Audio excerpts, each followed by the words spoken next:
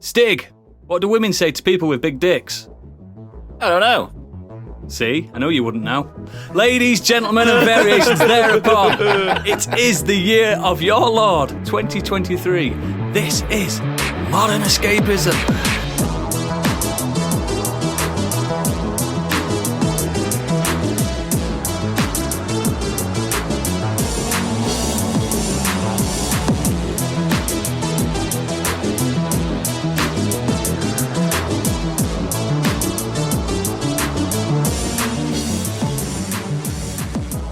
Hello and welcome back to a fresh year of podcastual delights. My name is Oodles, the jester of jovial juvenility. Joining me today, what's the best thing about Switzerland? I don't know, but the flag is a big plus. It's Biggie. Hello. Hello. A bear walks into a bar and says, "Give me a whiskey and cola." The bartender says, "Why the big pause?" It's Gadget. Way. They say makeup sex is the best, which is lucky because all his sex is made up. It's Stig. What the fuck is this? Disclaimer. And finally, a normal-sized penis. disclaimer. And finally, a toast to love, to honour, and if you can't come in her, come on her. It's Candy. Brilliant. Everyone can now. Oh, God. Welcome Right, that's back. it. I quit. Welcome back to the show. We've got a full house, but before we get into the show, please consider becoming one of our sexy and incredibly cool patrons. Help us divide and conquer the podcasting world. Details are in our show notes, but mainly check out our website, modernescapism.co.uk, for more exquisite content and links to everything we do. Check out our YouTube too, and don't forget to review the show. And now, it's time for the very first of 2023. I've missed it. It's biggest breaking news. We've all missed it. Come on! I've heard no news. Literally no news. I haven't. Biggie's not been around to tell us. Turn it off. Just turn the news off. Now it's happened for 3 weeks. You may already know, but he doesn't, because it's time for Biggie's Breaking News. Couldn't find anything. Next.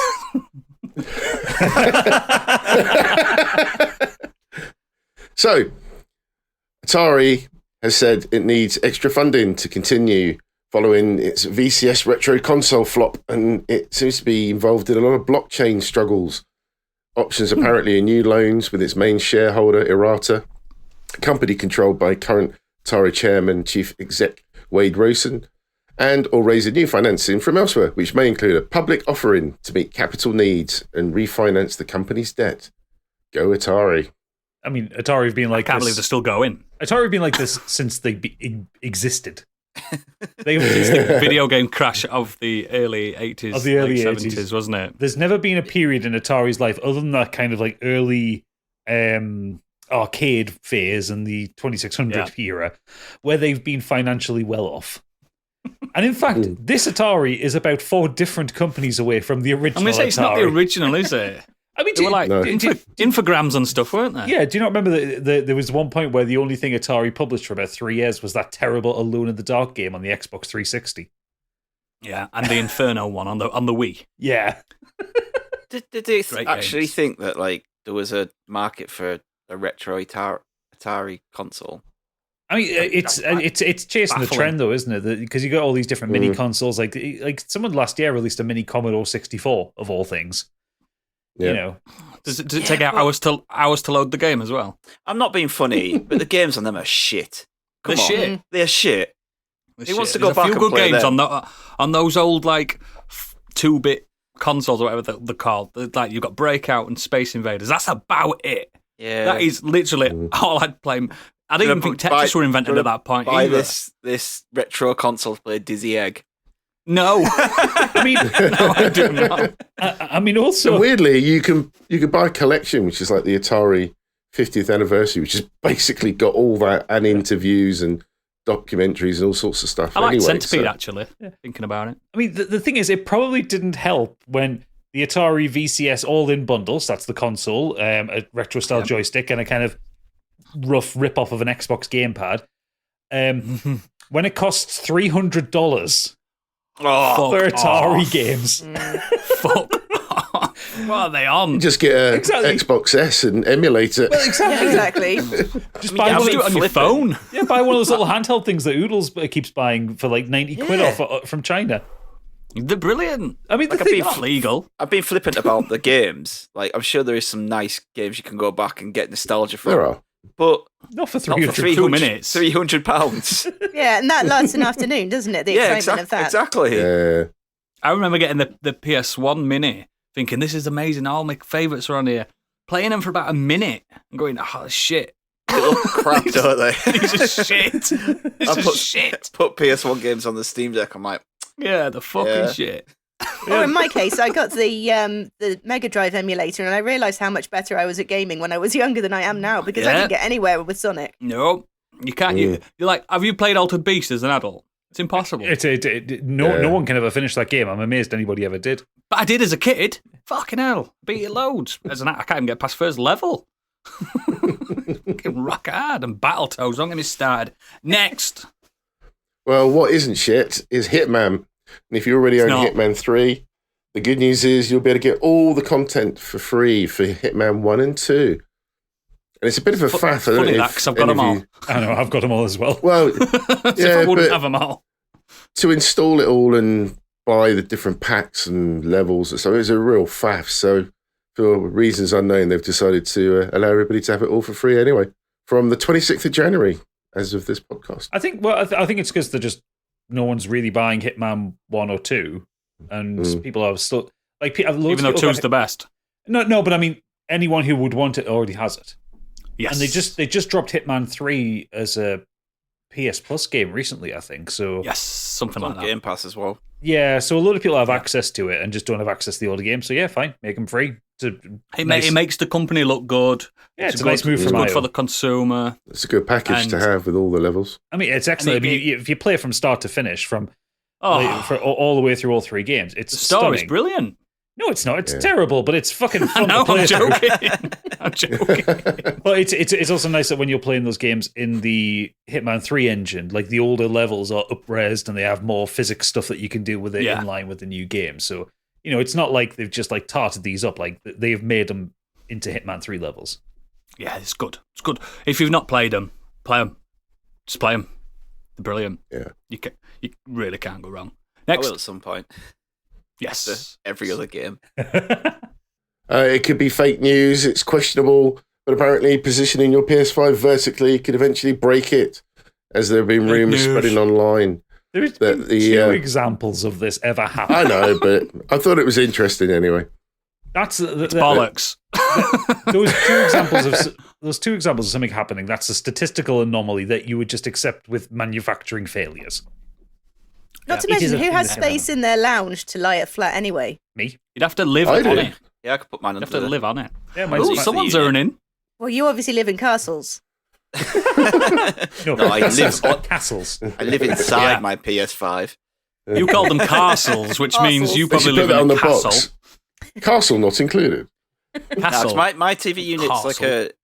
it's on legs, so it can either go underneath or on the sides. But they sit on the side, one on one side, one on the other. Yeah, both mine sit flat in underneath the I top. mean, technically, it could go inside the unit as well, but I don't want my house to burn down. No. Surely it's designed to stand up.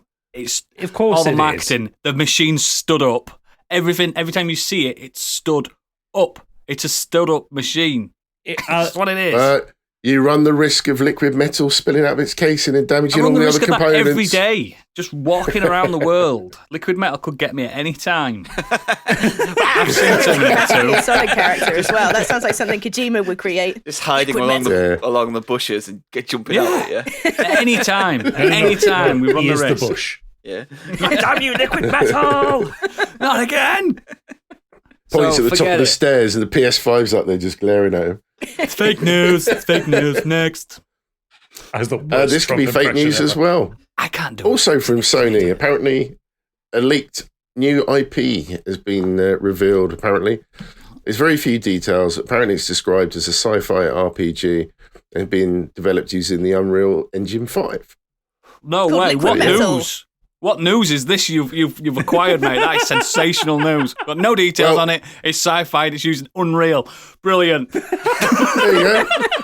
It was breaking news today, so I thought I'd put it in.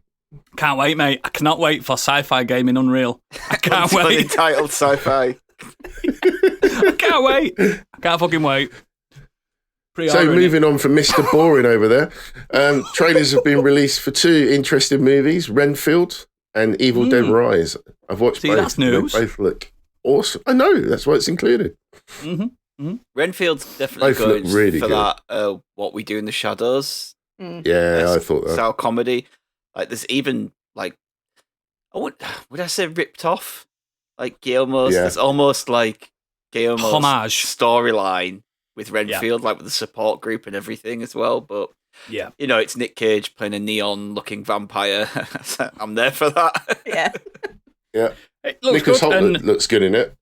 he's good anyway, isn't he, Nicholas Hoult? Yeah. He's Yeah, good he's in great. most stuff he's in.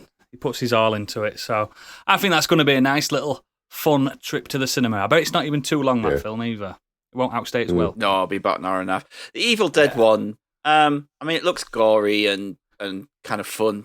Doesn't look very Evil Dead, though, does it? No. It just seems like they've got the IP name, yeah, get the Book of the Dead in there, which doesn't look like the Book of the Dead. Nope. Where's the melted like face on the front? Yeah.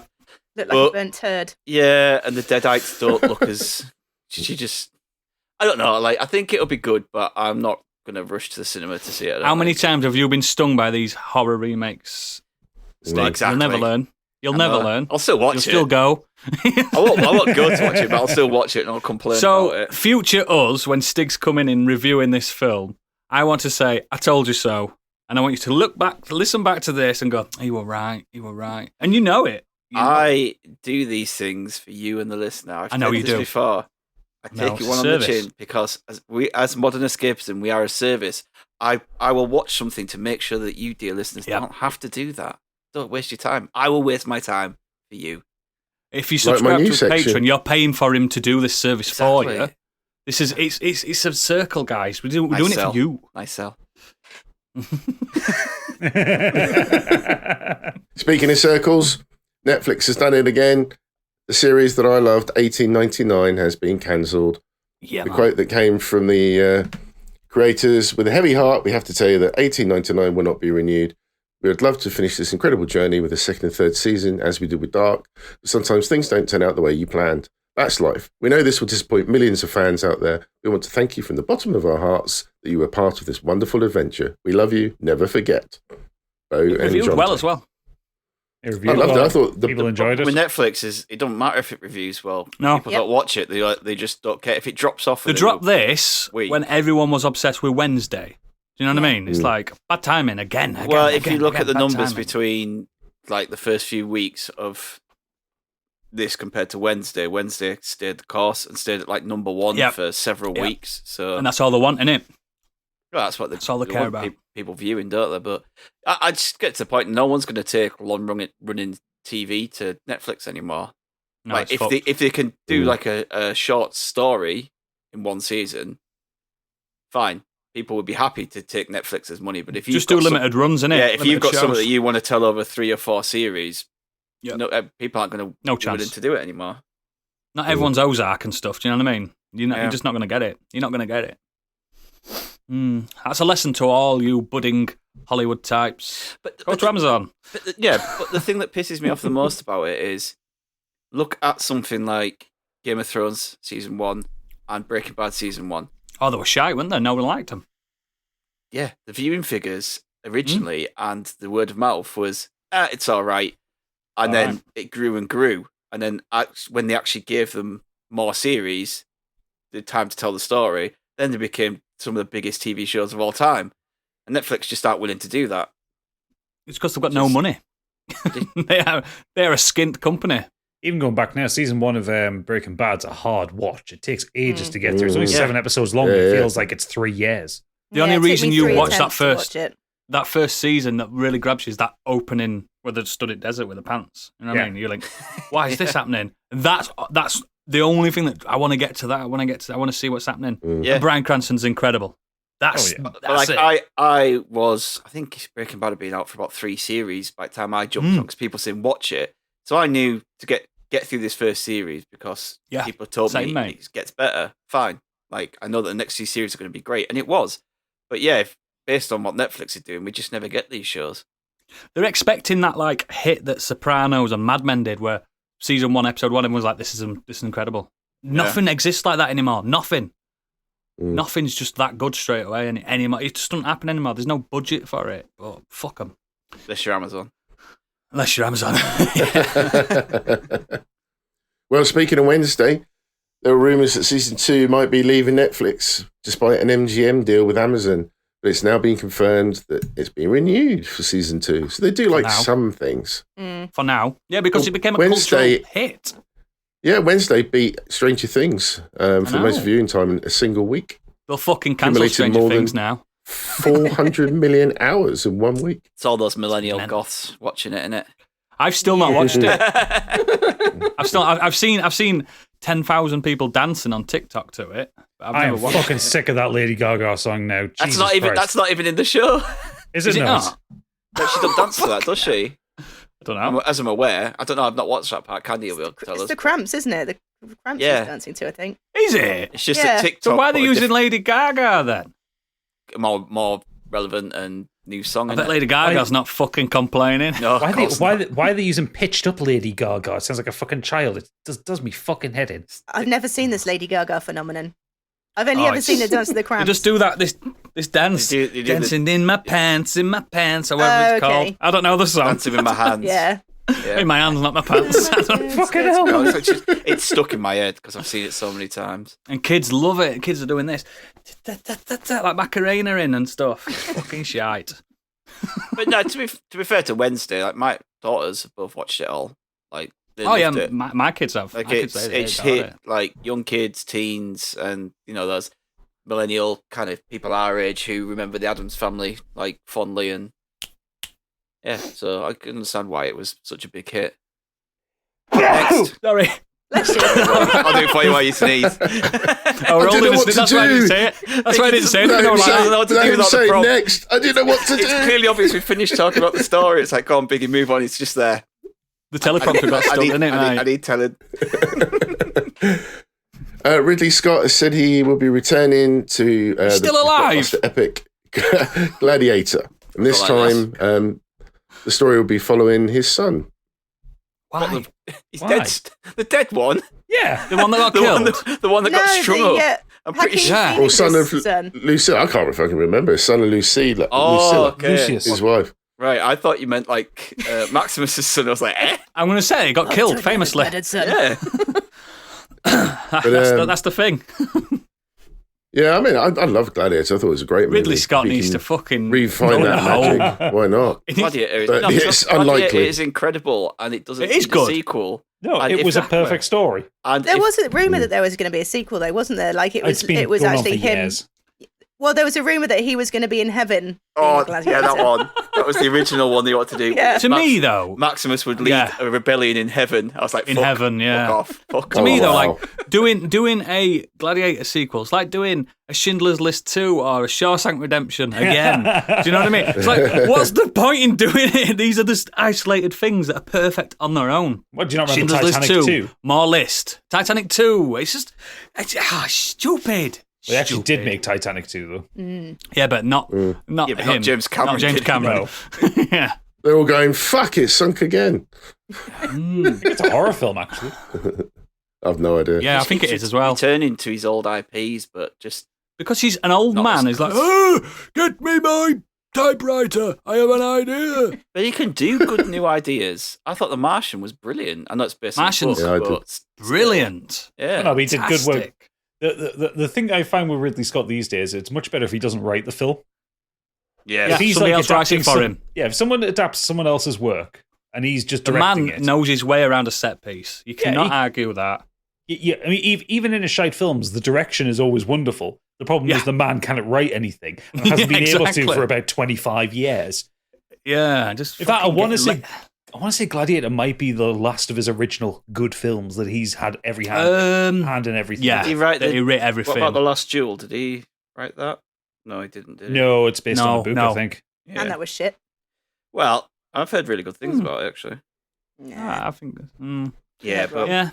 I don't know. Maybe he just said to his boy, to his manservant, manservant, what was my last good film? Gladiator, sir. Do that again. Gladiator 2. I just see him as a really old bloke. Yeah, I just really old bloke.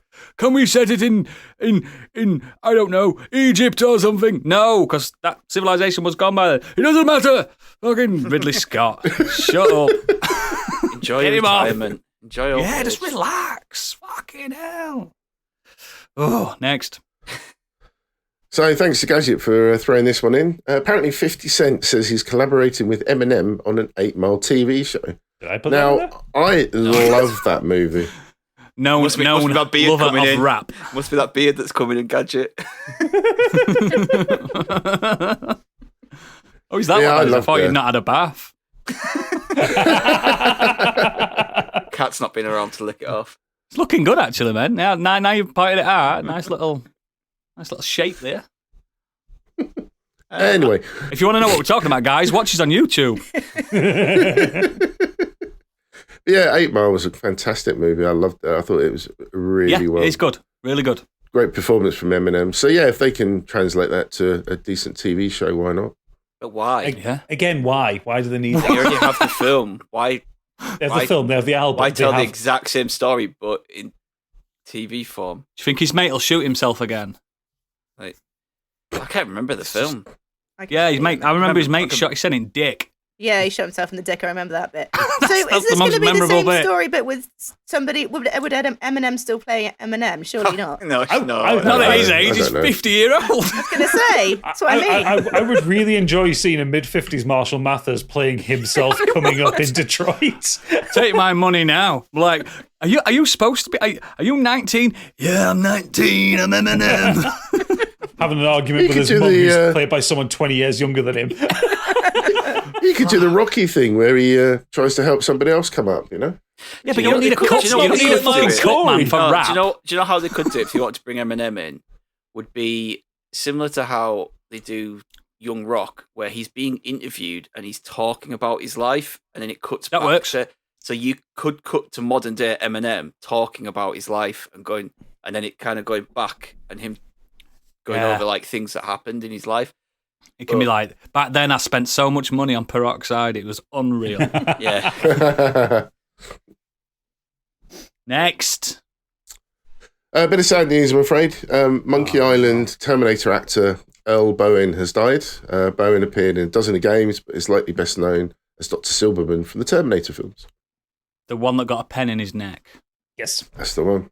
Or That's the LeChuck guy. in the Monkey Island games, which is where I know him most Yes. from. Yes, Yeah. he was good. He's good. He's good. He was good. Very sad. I don't know his work other than those two, but I'm sure he probably. He's voiced in all acted sorts quite of a things. bit. Yeah, Yeah, you he's spot a- him in many he's a- stuff. Serial bit part actor. He was in Yeah. a lot of small roles in a lot of things. he's one of those Yeah. ones where you see the face and you go, that guy. That's him. That's Yeah. the one. That's the guy. From Terminator. Yeah. Really sad. Really sad. Stiggy, I guess you might want to pick this one up. Vince McMahon Really? returns to WWE. I thought he died. Wish you would. Controversial opinions from the Stig. Is it controversial? No. I'm glad. no. Yeah, he basically has forced his way back into the company because he still owns something like 85% of the shares. And the rumours were that he basically said, if you don't let me back in, then I won't sign off on any TV deals, which are coming up soon. So, So they've all got to pretend that they're like, yeah, he is back. yeah, they voted back in. They sacked two of the other CEOs who would launch an investigation against him, and one of them quit out of, because they've got morals. And yeah, so he's back in his CEO, like head of role, but hopefully he just stays away from the creative aspect. I thought Triple H had it all now. Well, he does the creative aspect, so he's in charge of kind of the projects that we see on TV. But when Yeah. Vince McMahon, who's been doing it for 40 years. He's like, let's get the divas back out. We need more divas. Yeah, was head of creative for so many years. Is back in charge and leading the company again. Whether it's just for TV rights or a sale, no idea. But Yeah, because that's what I heard, that he wanted to sell the Oh, company. imagine if he sells it to Elon Musk. Imagine. no, the rumors are either Comcast, Disney, or the Saudi company that owns Newcastle. Oh, fun. If the Yeah, if the Bastards, if they're bastards, and clever, bastards. if they're clever, they'll let Disney buy it. it's just another one of those rich men get away with shit. You know what I mean? Yeah. Yep. The guy did serious wrong. He went away for a moment. Everyone seems to have forgotten. Oh, Vince McMahon's back! Yay! But Did he stomp out as well? at with least his he's not music, come his back on entrance? TV yet. But I won't, don't expect that not to happen. And everyone's going to be like, Yeah, but, I mean, Like they do. hardcore wrestling fans, like the ones you see on Twitter and that'll listen to podcasts and read the news and everything, they don't want him back. They hate him. They boycott don't- it. But it's your just your average people who go and take the families and don't really care about all that. I didn't even know he really owned company for a long time. I thought it would just pretend Oh no, for a long time. He owned it. He owns it from the 80s. Yeah, I just thought he was just like an actor playing that role. Do you know what I mean? But obviously, I knew as an adult, I'm like, yeah, he definitely does own it. But when I was a kid, I just didn't realise. It's just a twat. We're getting him on the show this year, guys. We're getting him on the show. Next. After a somewhat controversial and interesting World Cup, very sad news that just after, I believe, Brazilian football legend Pelé unfortunately died just after the tournament, if I remember right. You did, yes. Absolute legend. One of the only One of the football best. players to win the World Cup 3 times. Yeah, highest goal scorer for Brazil. One of the just all-time, like people that don't know football know Pelé, or as the Americans like to call him, Pele. Just, I'm not 100% convinced of his off-the-pitch antics. Apparently he's nice. He was nice, but he had some darker sides to him. But he's just an absolute legend in the game. Like, you watch some of those old Pelé moments, fucking hell, unbelievable artistry from him. Even if you're not And in Escape football, to you can just Victory see as it. well. Escape to Victory. What a film! What a film! I forgot you were a film star as well with Sylvester Stallone. Scored the winning goal. Yeah, Did. won 3 World Cups Yeah. and beat the Nazis. Exactly. Who else can say that? Who else Not can many say people. that? Not many. But yeah, just absolute legend. If you ever find time to just watch some of his old amazing plays and just his teamwork ethic and stuff like that, it's just sensational. And for young kids to look up to someone like that, that's not that bad, especially in that sport when there's so many baddies out there. So yeah, fucking love Pelé. Cristiano. Yeah, big baddie. Oh my word. And speaking of weird, the latest news I could find, a man who ate 124 kebabs in a month says it hurt him physically and psychologically. A junk food loving dad has eaten 124 kebabs. I don't remember saying this. 124 December kebabs spells kebab. in 1 month. In an epic kebabathon. Does it mean Consuming like a minging like doner kebab from Yeah. kebab shop? Or Yeah. Yes. shish kebab. No, doner kebab. Imagine eating them every day. he consumed a staggering 250,000 calories. Oh my word. That's more than me this last decade. That's ridiculous. That is ridiculous. But he did raise £1,000 for a hospice. Oh well, yeah, because he's going to be in it. I mean, the money he spent on the kebabs probably equaled the same amount. Yeah. That's he what could've I just- thought, exactly what I thought. Just Could he just Was he did for me. sponsored by the local abracababra or something? Like, surely they would Babylon. have chipped in. It's ridiculous. What a ridiculous thing to do. But, Yeah. well, he's raised money for charity. Leave him to it, you know what I mean? I mean, He'll be dead it's soon. it's also particularly brutal. 4 kebab wraps every evening. That's a Four? That's not an insignificant amount of food. Like, I hope They're he them was big, not, like 9-inch fucking wraps, Yeah. aren't they? In tinfoil. They're massive. Like, I hope he wasn't. Stig's eating nodding, anything going, else I on want one the day. now. see you in 10 minutes. Might order one up. He ate 4 meat wraps every evening. I know, I just said I that. bet he put garlic sauce on them and stuff, and it weren't just meat wraps. He's like, oh, look, a little bit of veg. Ooh. Tiny little bit. No There's a veg. little scrap of cabbage on this. Yeah, exactly. need Oh, to no, poo. fuck But that. do you I want bet he salad? put some Salad, great no weight on. salad. No, no salad. Don't waste your time. And a Diet Coke. Fills it up. Yeah, Diet Coke. Yes, absolutely. Oh, God, I bet you're all spotty and stuff as well with all the grease. I mean, you'll put on a couple of stone easy over the space of Easy? the month. And that's I bet his shit ridiculous. stinks and all. I'm Oh, sure imagine being his- his wife. I would say I'm sure his wife enjoyed living with him. Oh, God, stop fighting in bed, you dirty get. Fucking sweating chili sauce. Oof. Oh, God. I couldn't think about words. That'd be like hell to me. They'd say, do you want to do like 10 years in prison or do you want to eat kebabs for a full month? I'd do 10 years in prison. Telling you now. Do it. Spunking I love out prison garlic anyway. mayo. I like garlic mayo, but fucking hell. The one bit of a kebab you'll eat. The garlic mayo. The wrap. I'll just have the wrap, please. It's garlic mayo Leave the to lettuce dip. in. Oh, was that the news then, mate? Is that all you could muster up in 3 weeks? That's it, dude. Perfect. You've encapsulated this time off perfectly. You're So, welcome.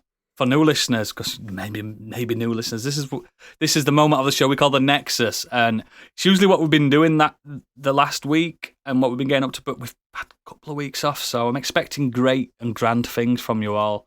I want to start with the person who's probably indulged in most media this month, and that's probably Stig.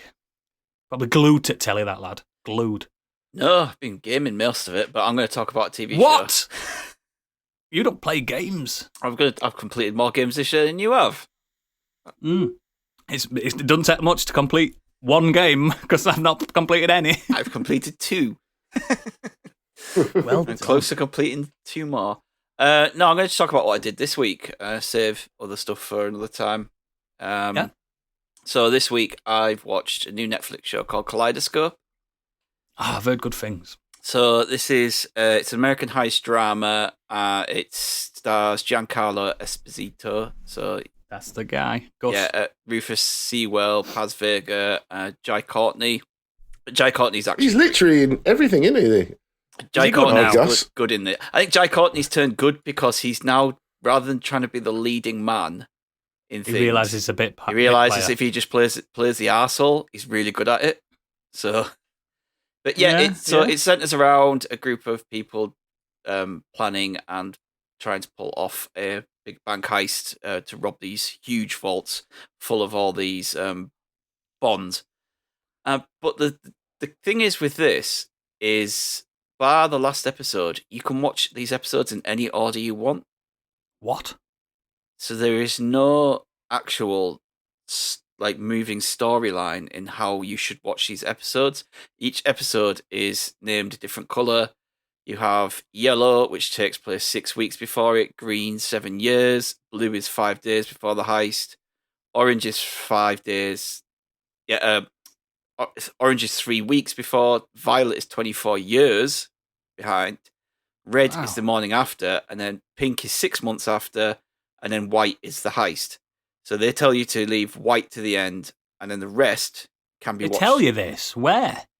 There's a When little you start playing it. yeah. So there's a little thing at the beginning called black, and it says watch all these in order, and then white to the end. The best thing to do is just let Netflix choose for you.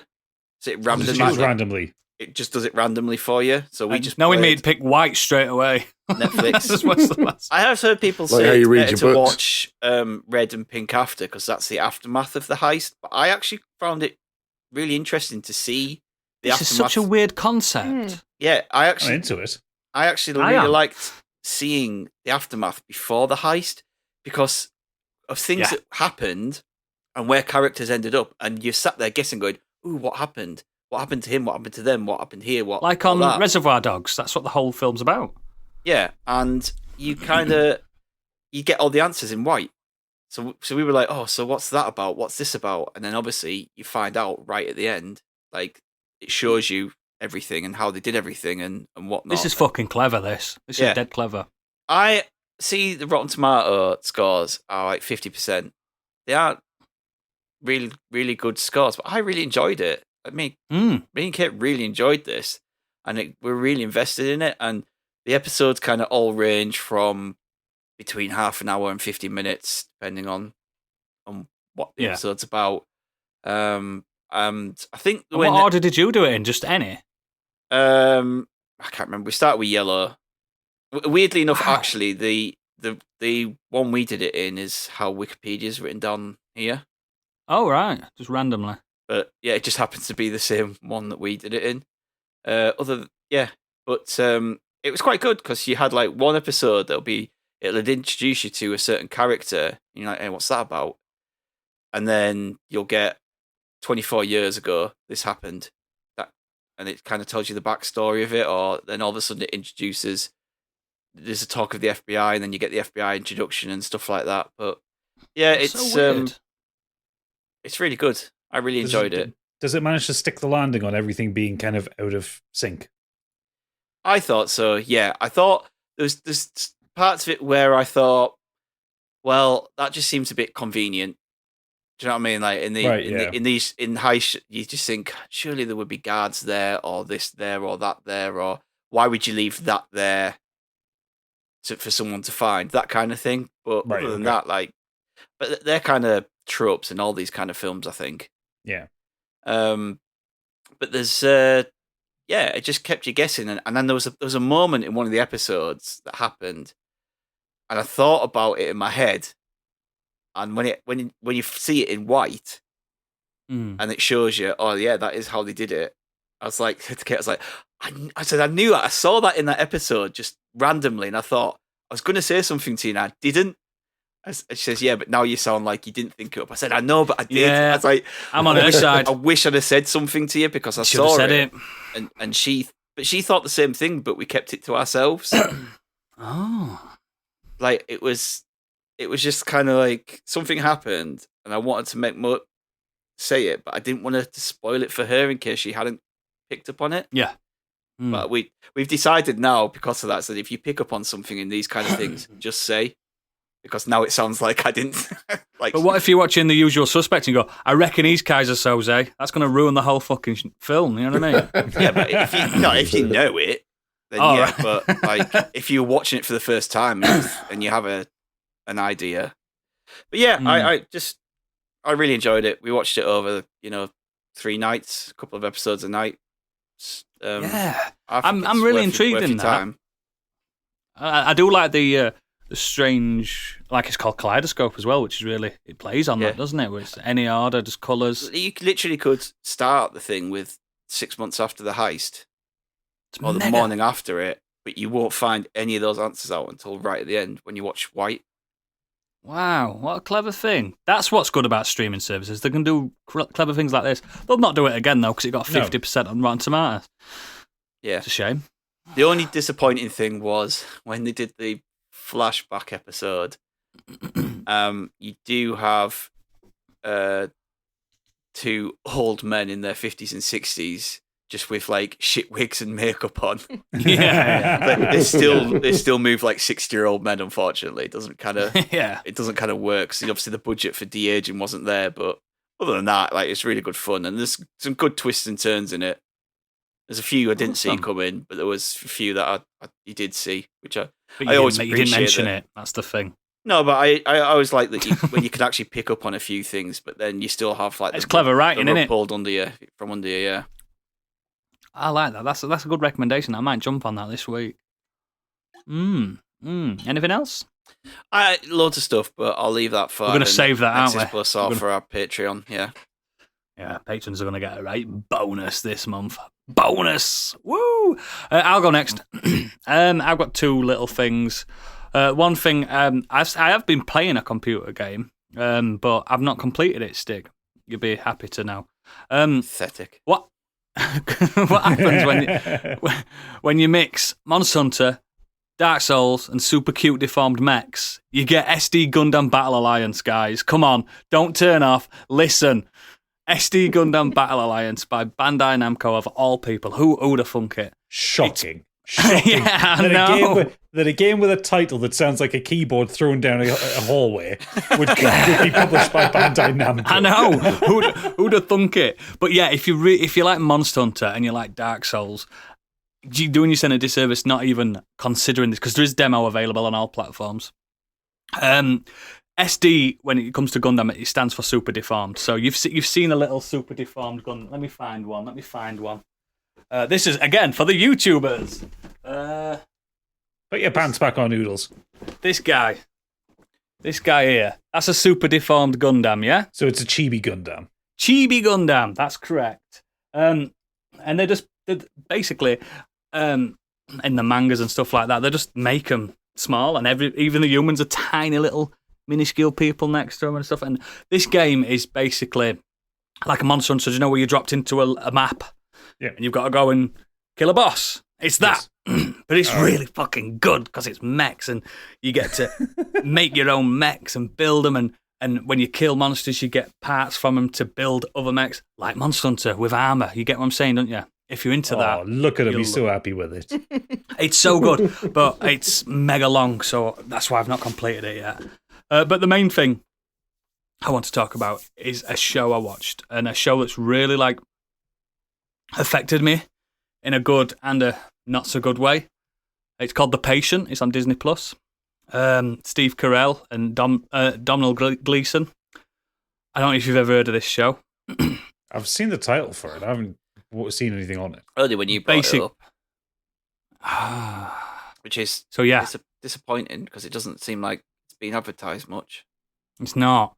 That is a synopsis. So the psychotherapist who recently lost his wife finds himself held prisoner by a serial killer with an unusual request to curb his homicidal urges. So basically, Domhnall Gleeson, he's a serial killer, and he goes to Steve. This is all in the first 15 minutes. I'm not really spoiling it. Spoilers. Give up. He goes to Steve Carell, who's a really, really well-respected Jewish therapist, one of the best, but obviously he's got his own demons. His wife's just died. He's got family problems. But a therapist's still got to go to work, haven't they? There's still got to be a therapist. And he's talking to Domhnall Gleeson in his office and stuff like that. And there's something off about him. Like he's wearing sunglasses and stuff. And he just thinks, he's like, this is not for you. Therapy's not for you, mate. You're going to have to piss off. And then Steve Carell wakes up in a basement, chained to Domhnall Gleeson. It's his house, and he becomes his living therapist without choice. And he asks him basically, you need to stop me from killing people with therapy. And that's the plot. It's a limited series, so I think there's like 9 episodes in total. Half an hour long. Love that. Love that. So it's not super long. And I think this is hands down Steve Carell's best performance he's ever done in his career. It is. So I was crying my eyes out watching this. It's not where you think it'd go. It doesn't go places that you think it'd go. Things happen. There's no like mega twists or like that. It's not M. Night Shyamalan. It's and good. Domhnall Gleeson. Yeah, it's good. Domhnall Gleeson. If you don't know who he is, he's in Star Wars and Harry Potter and stuff. Brendan Gleeson's son. Great actor. He's brilliant in this, and he's a brilliant psychopath, fantastic psychopath, a lovable psychopath in a way. And I don't mean like Hannibal Lecter, like sexy. I mean he's just lovable. It's just there's something about Steve Carell when he does a dramatic performance that. Because when I used to see Steve Carell, because I'm so obsessed with American Office, all I see him is Michael Scott. That's it. That's who he is. That's it. He's such a chameleon. Is it Foxcatcher? I told you he was good in that TV show that he did about the news. I've forgotten the name of it now, but he was really good in that. Yeah. He's brilliant in The Big Short. Big Short, yeah. Not that one, no. Not Anchorman. I love Lamp. Oh, he's brilliant in that, though. He is. That's not a drama. That's a dramatic role, yeah. In this, it's so odd because he's still got his Michael Scott voice. That is his voice. But he's putting on such a powerful performance of a man that's forced to be a therapist when he's chained to the floor. Do you get what I mean? It's like, what a scenario to be in. And then, obviously, he doesn't want this person to go out and kill. So he's kind of forced to be who he's being forced to be. And it's such a it's such a human show, and it's like it's not mega. There's no mega action or like that. It's a proper thought-provoking like talkie. It's a talkie, and most of it's set in all one room, like Saw, but not Saw. It's not like we're gonna play a game. It's not like that. But it's just if you watch the first episode, it's half an hour. If you're not captured by that, don't bother. But I reckon you will be. I reckon you'll be like, ooh. And he needs to get like an award for this because he's fucking sensational. But like Stig says, Disney are not marketing this anywhere. It just came out over Christmas. No one's talking about it. It's been reviewed really well. It's just, I think it's sensational. You're doing yourself a disservice not watching The Patient on Disney Plus. We are not sponsored by that show. But yeah, really fucking stellar. Candy, what you been doing? Well, I have to confess that actually I haven't been doing that much over Christmas, and the reason being is I stayed with my mum and her viewing habits for TV. There's one TV in the house. Boys. No, thank God. I would have had to have killed her. No, it was you all along. So her viewing habits are The Chase and The News and Coronation Street, and that's pretty much it. She's not a huge streamer. Is that on all the time? Oh, go on then. Tell us. What's been happening in Corrie? I don't know. I tuned out. Somebody probably got killed, I think. Is Fred Elliott still in Butchers? Oh, he's long dead. Long dead. Oh, yeah. Dead? Spoiler alert. Fucking hell. Yeah, drop down. Too much meat. Well, so we spent a bit of time catching up on ones that I'd seen that I thought that she would like some of the highlights from Netflix, all of which we've spoken about. So I'll prattle through them quickly. So we watched Sandman, which she thoroughly enjoyed. And I took a bit of a risk with that one because she's not totally into fantasy. I didn't think it would hit or not, but absolutely loved it. Did you think everyone was sexy in it? Of course, everyone is sexy in it. Can I make a confession? He's not finished it. I removed it from my continue watching. You are a terrible person and you don't deserve good things. How far did you get with it?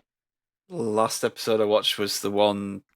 Was it with Death? The Death episode. Yeah, one of the best episodes. Yeah, I'm surprised you left it out after that one. I just didn't have any desire to go back. I was like, I've got more TV and stuff I want to watch. It just kept getting pushed. It kept getting pushed to the back, and I was like, eh. I can't trust you anymore. It's my favourite show of last year. Well, at least you saw the two best episodes, though. Yeah. Yeah, but the last episode was fantastic as well. It is good. Oh, fuck. We also watched Elvis, the Baz Luhrmann one. Again, that was New Year's Eve. So we have a traditional New Everyone's Year's sexy Eve in that as well. Apart from Tom Hanks. Tom Hanks is quite sexy in that. He's the sexiest. Are you ready to fly? What else did we do? Doodles, you'll like this. Gundam. You watched Gundam with her? No, we played Who Wants to Be a Millionaire because she just loves the game shows. Which did you play on PlayStation? Yeah. It's the best version. Who did you play as? Who did you main as? I can't remember the girl. Oh, yeah. You know what? There's the blonde posh guy. I'm the best. From an Eton boy. I got that one right because I'm the smartest. No, the best bit is when you phone a friend and you have to choose, like, is it going to be Auntie Linda? Is it going to be your schoolmate? So, like, who's going to know the answer to this? And then you always second guess yourself. But there's, like, I didn't realise just how janky it is because there was one question in particular that I remember. And the question was asked, and in brackets it said, check this. So obviously somebody had gone back and actually checked whether it was a fact or not, but they just left it on in there. Oh, so good. I love it. The thing is now, though, Candy, now you've admitted you've got that, we can stream that online together. I am so terribly bad at it, though. Like, our record was 64,000. Mate, I lost before fucking £1,000 question in front of millions. Yeah, you just fucked it up at the £200 question. Yeah, but their questions are not stacked correctly. No, they're not. Sometimes you get to the hardest one. one. Yeah, and then questions that no one would ever know are like the £200 question. And we kept getting really difficult questions about DC as well. I've unlocked comics now, and I just had a full round of comics, and I got to 1 million, and I won it. I'm like, I can do this. If only this was it forever. But no, general knowledge is fucking. We were tough. saving up for the Harry Potter one because I would have actually smashed that. But no, we kept getting questions about the Flash. I don't fucking know. The Flash. You should have rung me up, phone a friend. I should have done. Good point. You just want to get in on the speed run for it. There's only 2 people on the top of the speed run it? Oh. Yeah. What time? How quick have I got to credits? Any percent, 1 minute 18 seconds. We can do it. We can do it. We can do I'm it. in. We can be speed runners. Absolutely in for that. There's so many easy achievements you can get on that game as well. You can platinum it in about an hour. Oh yeah. Get it done. Did it for the points. I also played the Forspoken demo. Didn't hit as much as I thought it was going to. Told you it was shite. Yeah, I wouldn't say. Do you know what? I'd like to play it more, but I'm going to definitely wait till it's like on PlayStation Now or something. I think it does a really bad job at tutorializing it in the demo, doesn't it? It's like, go. Yeah, go and it's be a really that person. bland bit of scenery that you're playing in as well. Yeah. Like it's just a field and a bridge, and that's about it. There was just nothing to really kind of grab me. But yeah, the tutorial was questionable. Have you not seen the write-up about that? Apparently that game's 50% cutscenes, which it's not a bad thing. It's a story game, you know what I mean? It can still be quite long. That's very Square Enix, though, isn't it? Yeah, it's Kojima levels of like storytelling. So see, that brings me back in. It might be brilliant. Yeah, that's what I thought. I'm like, if it's got a really good narrative, and there's just a bit of a grind in between, I think I could live with that. Yeah. But yeah, it's bound to be on PlayStation Now, or just if it's 20 quid, I'll give it a punt, but not 70 quid, whatever it's going to be. Or whatever it looks is. Pretty. It's out now, isn't it? No. It's out imminently, I think. This month. Yeah. So I think. I guess all good retailers. That's the risk, isn't it? When you put out a demo, like you might bring some new people on board that weren't interested, or you could lose a bit of interest too. And didn't you see that the patched the demo as well? Oh, did they? It's a good sign. Well, hopefully I'll be proven wrong, and if the reviews are better than I expect, I think it's gonna land at a massive 6 out of 10. Yeah, well, on our gaming league draft on Discord, I put that as my counter pick because I didn't think it was gonna. I don't think it's gonna review particularly well. You didn't do much of a gamble on that, did you, mate? No, not really. I didn't take it. Well, I did gamble on Starfield though. It's gonna be shite. That's gonna be a 5 out of 10. That was my counter pick. That was nearly one of mine as well.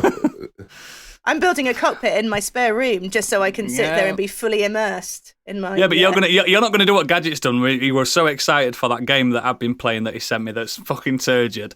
I can't remember his name. It's just that bad. Callisto.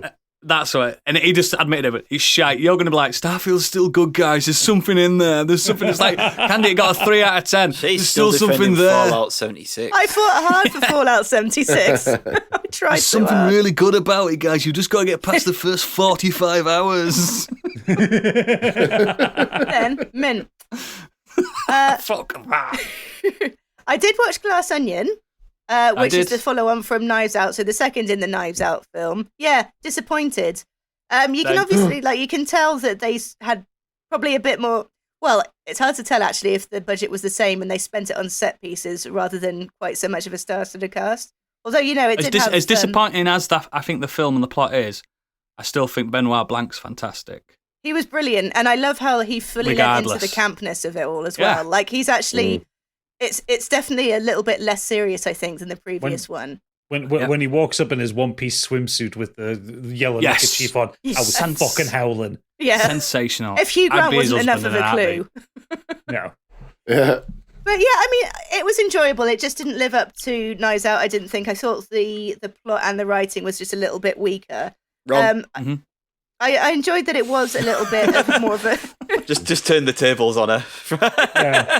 No, because I thought it was fantastic. I thought it was fucking brilliant. And yet it's not as good as Knives Out, but that's not. It's not a bad thing. Candy, let's just start his own podcast, mate. I think so. Yeah. The realist terrible opinions. I found it enjoyable. I just it didn't compare to Knives Out. I didn't. I was glued to it. I watched the whole thing in one sitting. I loved it, but I didn't love it. You know what I mean? It's like. If it just came out on its own as a one-off thing, I'd be like, oh, that was brilliant. But because of the pedigree of the first one, it hindered it. And again, I'd watch Benoit Blanc on Homes Under the Hammer. I don't give a fuck. I just watch him. You know, he's fantastic. I have been very much enjoying this trend on Twitter and TikTok of people like writing out like lines for Benoit Blanc. Like if he was in Critical Role or if he was in this video game. And, In the Muppets. in the Muppets. The Muppets. Yeah, it's fucking incredible. We can get his outfit on Among Us as well. Oh, yeah, you Totally can. dressed And as Ben Daniel Craig, when he's doing comedy, is fucking good. Yeah, he Because is. He's such a funny man. Because he's like Leslie Nielsen, he plays it straight. Yeah. Yes, that is exactly. See- And he could do. Is it Naked Gun? Naked Gun. He could do it. Yeah. He could do it. 100%. But I mean, that role can be further. Instead, from they've got Bond Liam either. Neeson. Oh God, that's right. I really liked it. I figured out the killer because I saw something. We did actually mention that because both me and Oh, did Kate you this saw time? it. Saw it. Yeah, well, she saw it as well. And she went, "Did that just happen? Did you see that?" I was like, "Yep." And Gadget knows what I'm talking about because I messaged Yeah, him I know about what you're it. talking about. Yeah. And I was like, and at that point, I was like, right, instantly figured it out, but I didn't see the other thing that happens. So I think it unfolded. It's enjoyable. Like I didn't stop watching it. I didn't cut away from it at any point. It's just that first one. Yeah. It would be hard to live up to it. But then they've signed up for what is it, like 5 films? no, it was Yeah. three. Bring It was through. two more films. 2 more. Keep bringing them. Keep doing them. do Yeah, I mean- 2 more serious ones and then one with the Muppets. Yes. Yes. Oh, yes. Oh, I fucking adore that Muppets one if they did that. Oh my god. Him and Rizzo just out on fucking Prowl. Oh my god. It was so good. And Gonzo kicking off. I mean, do it would think it clearly has a be good- Miss Piggy being the killer. Oh, absolutely. Yeah. Oh, she might be the damsel though. Who knows? Oh god, it'd be so No, good. Kermit would be. One more sleep till Christmas. Kermit's a cook. He's not a damsel. He's a cook. It's not his fault. It's an abusive relationship. Biggie, have you done anything, mate? No, I've had a quiet couple of weeks. No, I've actually got a hangover after going to a gig last night to go and Nice. see a local band called the Frobos. Shout out to Ben and Dom Myers, part of that band. Frobo stands for front bottoms, by the way. And they just do rock classics from the 60s to current, and it was really good. Got a cracking hangover and walked to the taxi rank with my best mate, M. Flem, who walked a bit like Pinocchio on strings. It was fucking hilarious. He was absolutely cunted. But what I was did the first one watch... to say it this year. And the award for first C-bomb goes to. What I did watch were 2 things. One was called Watcher, and the other one was The Watcher. Are you sure it's not Now- The Witcher? Watcher is a 2022 psychological thriller. It was a film written and directed by Chloe Okuno in her theatrical debut and screenwriting debut, might I add. From original screenplay by Zach Ford. The film stars Micah Monroe, Carl Glusman, and Bern Gorman. I can't reveal too much about the plot because it would naturally ruin the One of them. tense thriller. But it's an American couple, Julie and Francis, relocate to Bucharest. They move into an apartment building with a large picture window. Julia notices a man looming in the window from the building across the street. Whilst Francis works long hours, Julia grows unnerved by the man in the window who watches her on a daily basis. And the cinematography is incredible. The focus on Micah Monroe. She was in It Follows. Have you seen that? Yeah. She's a standout from that. And she's Good, that. just incredible. The camera just absolutely encapsulates her. And she's fantastic. Her performance in this is so, so good. And I loved it from start to finish. Really, really tense. Slow, but great movie. Really just go Oh, and it's a watch movie. I that, thought it please. were a show. Oh, cool. No, it's awesome. Really, really good. And The Watcher is a Netflix American mystery thriller TV series. It's got nothing to do with that one. Nope. Oh. By Do you think Ryan he put Murphy? Watcher on by mistake and then realised it? Yeah, it he was watched the them Watcher? both. no. He's definitely watched them They both. both just happened to be 2 things I was interested in, and with the similar Tomorrow you should title. watch The Witcher, and then you've done them all. Done them all, mate. This came out 2022 as well. It's loosely based on a 2018 article from New York's The Cut. It's based on a true story. But basically, it's a little mini-series of a married couple moving into their dream home, are threatened by terrifying letters from a stalker, which is signed The Watcher. It stars Naomi Watts, Bobby Ooh, Cannavale, Jennifer Coolidge, Mia Farrow, Christopher McDonald, Bloody to hell. name a few. Stellar cast. It's really interesting sort of mystery.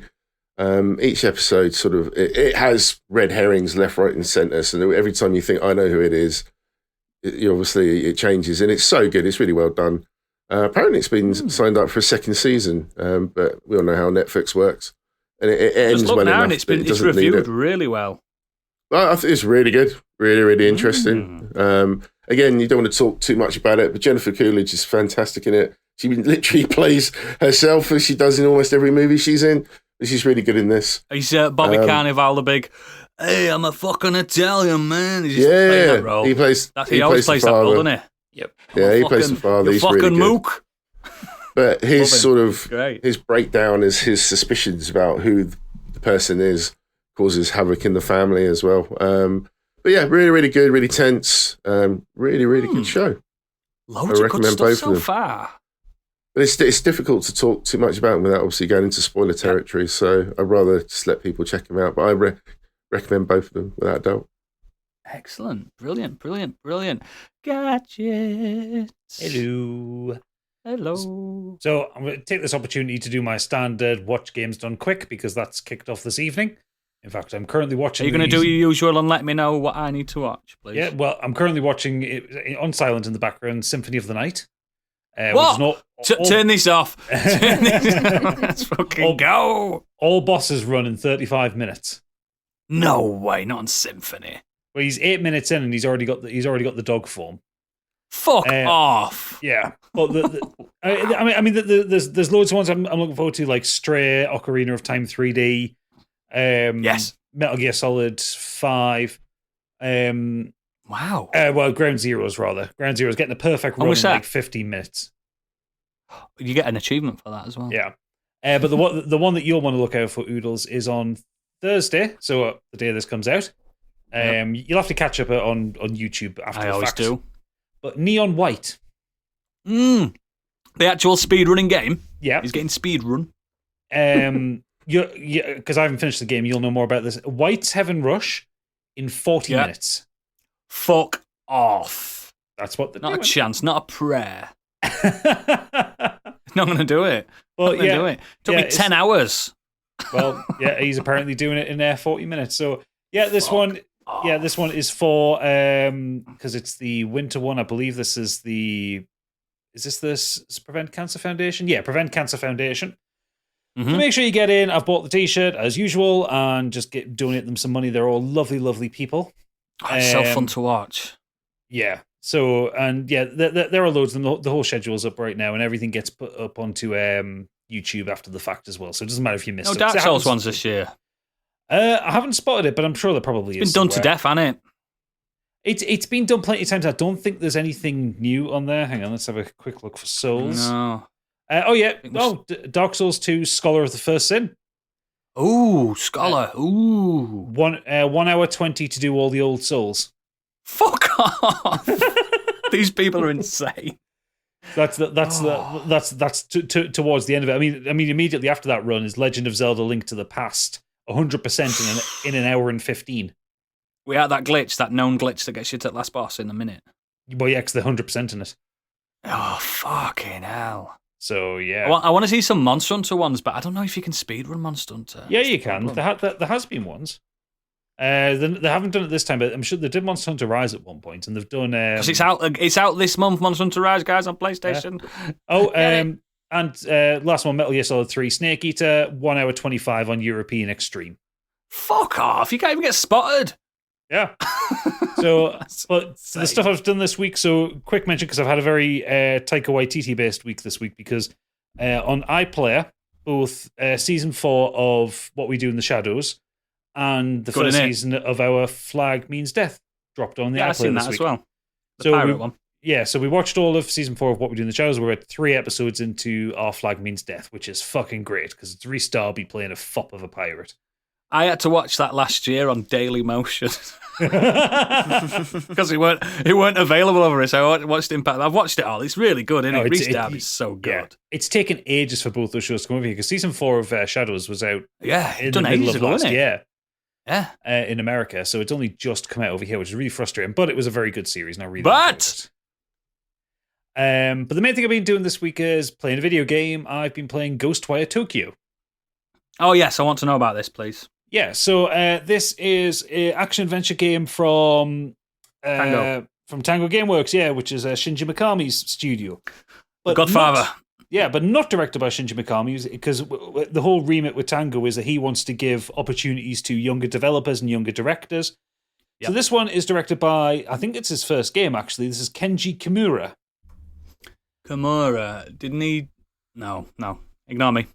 I mean, there are quite a lot of kind of luminaries around him from the company who are helping. I'm pretty sure there's a Kimura attached to the last Devil May Cry 5. I think you might be right. I can't remember. Yeah. But so this game, you play a kid called... I'm trying to find his name because I can't remember his name. I think it's Akito. You play a kid called Akito. So he is in Tokyo. And kind of everybody dies. Like, everybody just drops dead. But it's kind of like a rapture kind of a event because just their bodies disappear. Mm. But the difference with Akito is he's killed like seconds before this because he gets hit by a bus. Everyone else so he escapes the rapture. Yeah, and he gets there is a spirit who called KK who is roaming around looking for a body to occupy so he can do his mission. And he sees that the only body left around is Akito, so he goes into it, and you have a ghost in your head who talks to you. And it helps you through this mystery. In the process of it, so Akito got run over because he was rushing to get to the hospital because his sister was in great peril with her illness. Mm-hmm. So he forces KK to help him get to his sister. And when they get there, this man in a Hanaya mask, and the character is just known as Hanaya, is in the hospital room and takes Akito's sister. And the story of the game is then the finding out why everybody suddenly died, but also finding out what Hanya is up to and finding his sister. And I'm about halfway through in the game, and this game got kind of a bit drubbed in the review scores when it came out. It got bad negativity for things I love. That's the problem. Thing is, what people say, no, it's so grindy. I'm like, what's wrong with that? Yeah, and I think people expected something different to what they actually got with this one. Like Evil Within. Yeah, because like this isn't really a horror game. This is more of an action-adventure game, but it's got creepy elements to it. There's obviously this whole kind of traditional Japanese ghost thing going on in the background. Lots of yokais. Yeah. It's creepy, but you kind of walk around this very empty Tokyo, and it's fucking beautiful. It's actually one of the chillest games I've ever played. Ooh. It's lovely because Tokyo is realized so well, and like you can go into like kind of Google Maps and see these are real streets. Like you get to the Shibuya crossing, it is as impressive as it should be. Is it the Shibuya crossing? Seen on that Resident Evil film. Yeah. But it's all real place in Japan. Half the shops are kind of real places. Like obviously some things are Don Quixote everywhere. Yeah. There's one. I've seen a few of them going around. Fucking hell. It's like it takes like that level of detail that Yakuza's very good at, but then expands it to be a huge chunk of the city rather than like Yakuza makes it up, doesn't it? It makes it up, but it looks real. Yeah, if this is real Tokyo. That's cool. That's cool. The gameplay also involves your kind of general day-to-day gameplay. You're going around the streets. You will find these things they're called visitors, which are the ghosts. And they are kind of vague Slender Man kind of things, like they're kind of salarymen in suits, but their faces are kind of blacked out with cloth. And they will rush you. And the combat is you have like different kinds of magic that KK provides you. First person, and you're just hurling magic at them. It's not the most detailed or intense combat system, but it works. It's flashy and it can be really impactful, and it can be quite tense when you've got like 15 enemies rushing at you and you need to kind of like balance around your ammo and do finishing moves to get your ammo back and stuff like that. I can see why people were disappointed with it, but also I really, really am enjoying it. It's a lovely game. I want to play it as well. It's got that. At first I was worried it would be a little bit like an Ubisoft collectathon, and it's got elements of that in, but I think it works out because the chunks of Tokyo that you unlock, you have to find Torii gates to unlock bits of the map. It's better than like an Ubisoft game or like Days Gone was, because the areas that you're unlocking aren't enormous. So you can hit and clear each area pretty quickly. So you're not. That's getting, what I like about games, though. Yeah. But so you've got that same function, but you're not getting spammed with icons that gets overwhelming. Yeah. So you only ever have maybe 3 or 4 side quests to do at any given time, and each one of them takes about 10 minutes to do. The main quests take about an hour to do, and it's only an 11 or 12 hour game if you're just mainlining it. But it's really well put together. It's really well put together. It's you'll love the fucking collectathon thing, because the one thing I don't like in the collectathon is you see kind of spirits that are floating around that you rescue. Yeah. The lost spirits. There's 204,000 of them. Easy that. Easy. I mean, granted, each one you pick up is several hundred to 1,000 at a time, but still 204,000. The scale is off the fucking charts. Get that in a week, mate. You probably would. Easy. But yeah, I think people should have another look at Ghostwire Tokyo, because I think it's a lot better than people gave it credit for. Yeah. It's not a 10 out of 10 game. It's a solid 7 or 8 out of 10, but it's really enjoyable. It's really chill. This is a perfect audiobook / podcast game. You can just have some stuff playing in the background, just pause it when a cutscene comes up. Cutscenes are really well delivered. The acting is good. The graphics are beautiful. It's not The Evil Within, and I think people will let down. People wanted The Evil Within 3, and this isn't it. But it's a still. That's coming out though. It hasn't even been announced. No, it will. That's what I'm saying. All right. The last and left on a cliffhanger. True, but yeah, Ghostwire Tokyo is really good. People should give it a chance. I'm keen. I'm sure it'll hit PS Plus at some point this year. Didn't you do something else this week, Gadget? Yeah, I watched fucking Recently. Fast and Furious 7 last night. Yeah, boy, it's coming back. The crowd goes wild. The boys are back. The family's back together. Yes. God, I was so fucking angry at that film. Have you watched it yet, Biggie? Miserable. No, I will be. You could have watched it this morning when you were hungover. No, I wasn't. I was with my daughter. She could have watched it. It's a good family romp. Oh, there's no F-bombs in it. No. It would have been Lots me of asses in dropping them. Loads of asses in it. Yeah, there's asses in it. Oh, For people keeping count, the first male gaze happens within the first 5 minutes. Excellent. Perfect. I see no issue. Standard. So look forward to that, please, patrons. The family's back in town. It's happening. It's back on because Stiggs forced them to at gunpoint. Yeah. He literally went to their house and forced them.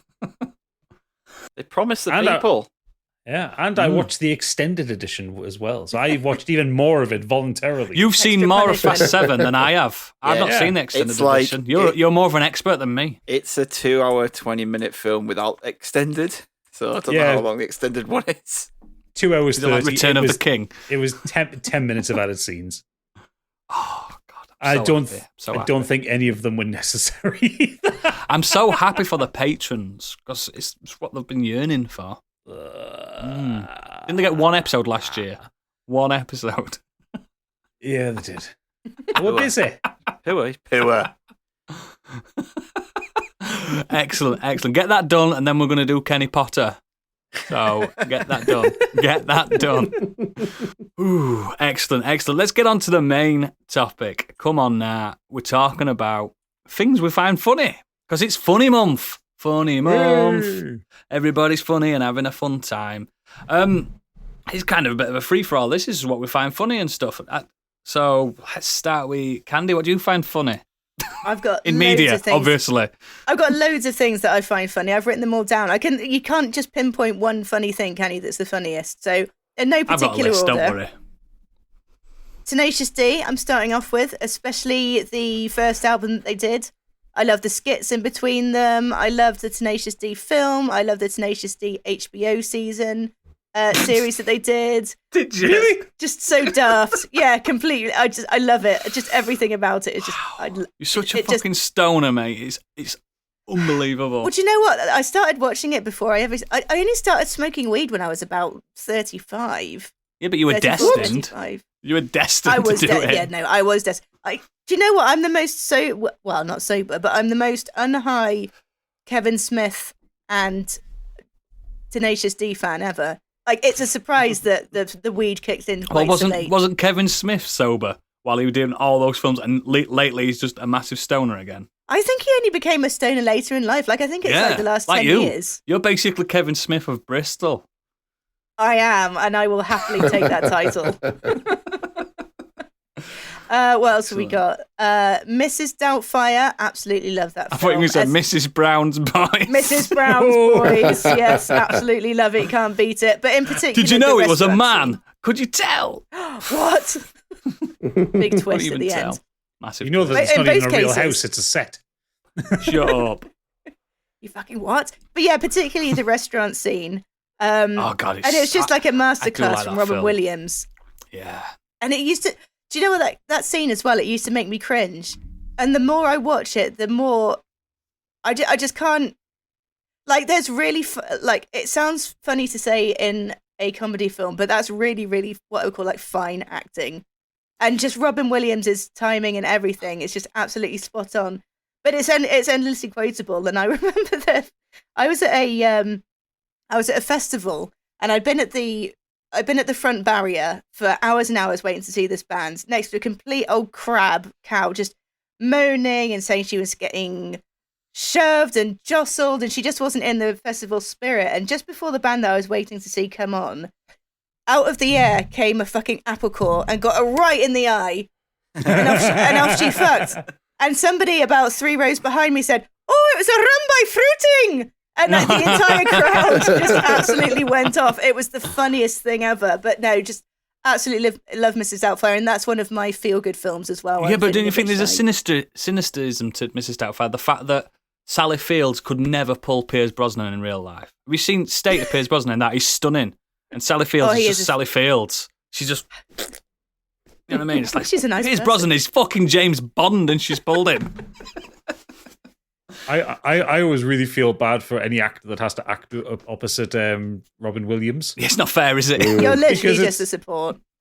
Well, it's like, how can anyone stay professional when you've got him? Because obviously most of what Robin Williams would do in his comedy films is just riff. Yeah. Oh yeah. It just keeps going, and then it just gets edited into something that makes sense.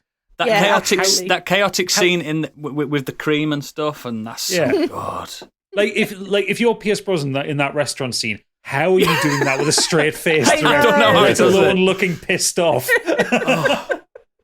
They must have had so many takes. Like, there must have been a lot of like cheek sucking to keep him in. And I bet he sat there, it's Pierce Brosnan going, "I've just been accepted for James Bond and I'm sat here doing this." What an honour, though. What an absolute honour. He must have seen himself how brilliant it was. And also, he must have done.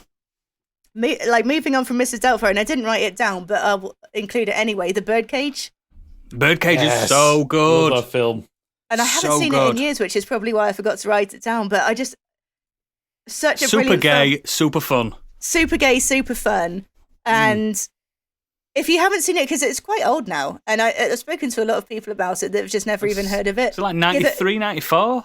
Maybe give it a watch. It's a senator's daughter invites her parents round to have dinner with her boyfriend, who own a drag bar. Yes. And they're very, very gay. Oh, super gay. And hijinks continue, but they have to pretend to be straight, don't they? Yeah, but it's that combination of Nathan Lane and Robin Williams. Nathan Lane's so good in that. Both wild improvisers. There's one gag. It's not even the best gag in the film, but it's one that just makes me chuckle all the time. And it's, they're trying to de-gay where they live. Ungay this. Senator come around, and Agador, their houseboy, Hank Azaria, played by Hank Azaria of all people, is stood cleaning just the a little pool, rent boy, isn't it? Yeah, just wearing a G-string. He says, "Can we get a straight pool boy?" He says, "Does one exist?" Yeah, exactly. And it's not the best gag in the film, but it's one that sticks with me. It's so funny. It's so good. Please get that watched. Carrying on with films, Anchorman as well. It's my favourite frat pack film. I think it's just another one that's just endlessly quotable. And it probably looks actually a little bit dated now. If you sort of, I'm sure some of the jokes are probably a little bit maybe frowned upon. But I still think it's absolutely... nothing tops the news battle where he kills a man with a trident. I think you've got to leave town. I think you might have to leave town for a while. Might have to lay low. I actually quoted the Aquaman the other day. I daughter did something, I went, "You destroyed something I love. Now this is happening." I just punted one of her teddies. No. I'm in a glass cage of emotion. Yeah, that's the one that I use quite often. Milk was a bad choice. Yeah. I can barely hear what you're choice. saying. I cannot understand a word. It's the Jack Black cameo for me. That one because it's so because he kicks the fucking dog off the bridge. I mean, that is just it's unreal. And the noise. Yeah. And it would just go spinning as well. Baxter, no! Fuck twice if you're in Milwaukee. Oh, God. I love it. Step Brothers as well is another film. good Fat Pack The one. thing is with Anchorman, though, the film was so good. They made a film out of the outtakes of it. That's right, and it's completely different. It's mental. It's mental. And then they made a sequel that they should never have made. Oh, They God, that's really shouldn't shite. have. That's No. shite. Yeah. They have lost their funny edge, all of them. Mhm, mhm. I don't know. I think Paul Rudd still has it. I don't think he does, mate. Yeah, he was never the main, was he? No, I don't think he does. No. Yeah. I think the second one's just probably too improvised. Yeah, Maybe. there's And no it was structure, quite- no structure to it. Quite forced, wasn't it? I thought. Remember that shit with the dolphin? What the fuck? No. No. Exactly. I don't remember anything from that film other than the There's extended. a dream sequence where he like There's an falls in love extended with a fight scene with dolphin. more celebrities now. Yeah, just- Brad Pitt turns up. I genuinely I can't remember the plot of that film. I remember the slow motion bus crash, and I just remember a scorpion flying through the air, and that's There's it. that bit when he's with that woman. He's like, "I'm having interracial sex. I never thought this would happen." That's about as funny as it gets, and it's not that funny. I turned off the film at the bus crash. Just couldn't hack it anymore. Yeah. Well, pretended it didn't exist. Not worth Oh, seeing. when Brick says Batty's the chicken of the cave, that's a funny joke. That's a funny joke because he has deep fried bat. That's Oh, a right. funny joke. That's Doesn't a he own, funny like, a joke. Take your Chicken. word for it. I can't Yeah, but it's remember. bat. He owns a chicken restaurant, but it's bat. Yeah, that's right. It's a chicken of the cave. That's a funny joke. Mm. But that's not worth it, is it? It's not worth it. It's No, like Zoolander 2, innit? Go Oh, away. that happened as well, didn't it? Yeah. Although the original Zoolander, again, that was a Sensational. good one. Yeah. Mhm. So moving on, kind of more to stand-ups. Ultimate stand-up comedian for me, Billy Connolly. The way he Big doesn't Yun. he doesn't tell jokes, he tells stories, and Mhm. he could just as he's a working class guy, and he could just be your local kind of eccentric down the pub telling these hilarious stories. But the way he commands the audience, absolutely brilliant. I couldn't even put my finger on my favorite. We'll call it a sketch, like my favorite sketch of his, because all of it is just I absolutely love it. I never cotton on massively to Billy Connolly. I respect him. I've always laughed, but he's never been my thing. Do you get what I mean? He's always I been think my he- he's ultimate. great. He's great. Yeah. I think I he like meanders him. a bit Very too clever. much. Even away from the funny side, I just like listening to him I like Yeah. him. talk about stuff. Yeah. Well, that's all he Something does, like- really, isn't he? He just talks about stuff, and it's just hilarious. The stuff he's been releasing over the last couple of years since he's gotten quite ill, and it's kind of been more like it's almost like he's doing a talking memoir whenever he does interviews. Introspectives, isn't it? I think Right, it he is. won't really do stand-up. fascinating to listen to. He won't do stand up anymore. He said. Oh, no. He's been retired from stand-up for a few years now because he's got dementia. Is it? So, dementia. yes, it is a Or brain Parkinson's. Some degenerative- form, yeah. Parkinson's Basically, or that he something, just he said, I don't want to get to the point where I'm halfway through a joke and I forget Forget. what I'm talking about. So Mm, Yeah. and he says that has happened. So it's just like, nah. yeah. Yeah, Na- leave him be. national Let him treasure, rest. Let the man rest. I, like I said, I don't want this to go out that I'm not a Billy Connolly fan. I'm just saying that. Don't. Yeah. That's not a quote. I'm not. I do Noodles like hate Billy Scottish Connolly. people. No, I don't hate Scottish people. I'm actually going to talk about Scottish people on my bit. Shut up. They're hilarious. Mickey Flanagan as well, especially the maintaining the peep sketch. With the comedians that I've chosen, I'm not going to go through their sketches, but just sort of the highlight ones. But Mickey Flanagan as well, another sort of working class bloke that you could just have I a like chat him. with down the pub. And going out as well. Everyone says you're going out. Going out. You're going out. Or you're going out. Imagine if Biggie had some helium. That's what it sounds like, doesn't it? Going out. Helium and a wig. Yeah, and a big Oh, wig. wow.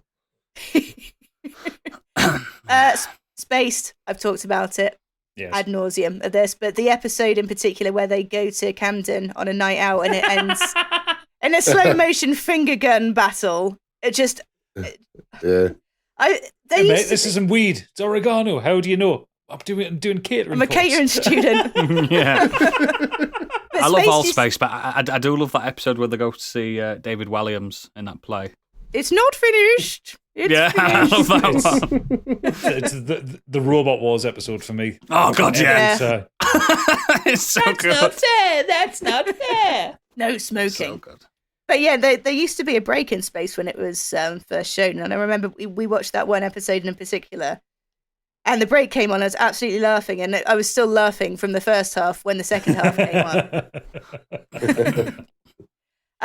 Really good. Really good. Bill Bailey, another one of my favourite stand-ups, the way he So uses good. music and the way he changes pop songs to Cockney pub ditties is a favourite of Yeah. mine. And also Yeah, he does it a does. sketch where he's talking about the sound of like police cars and ambulance sirens from different countries.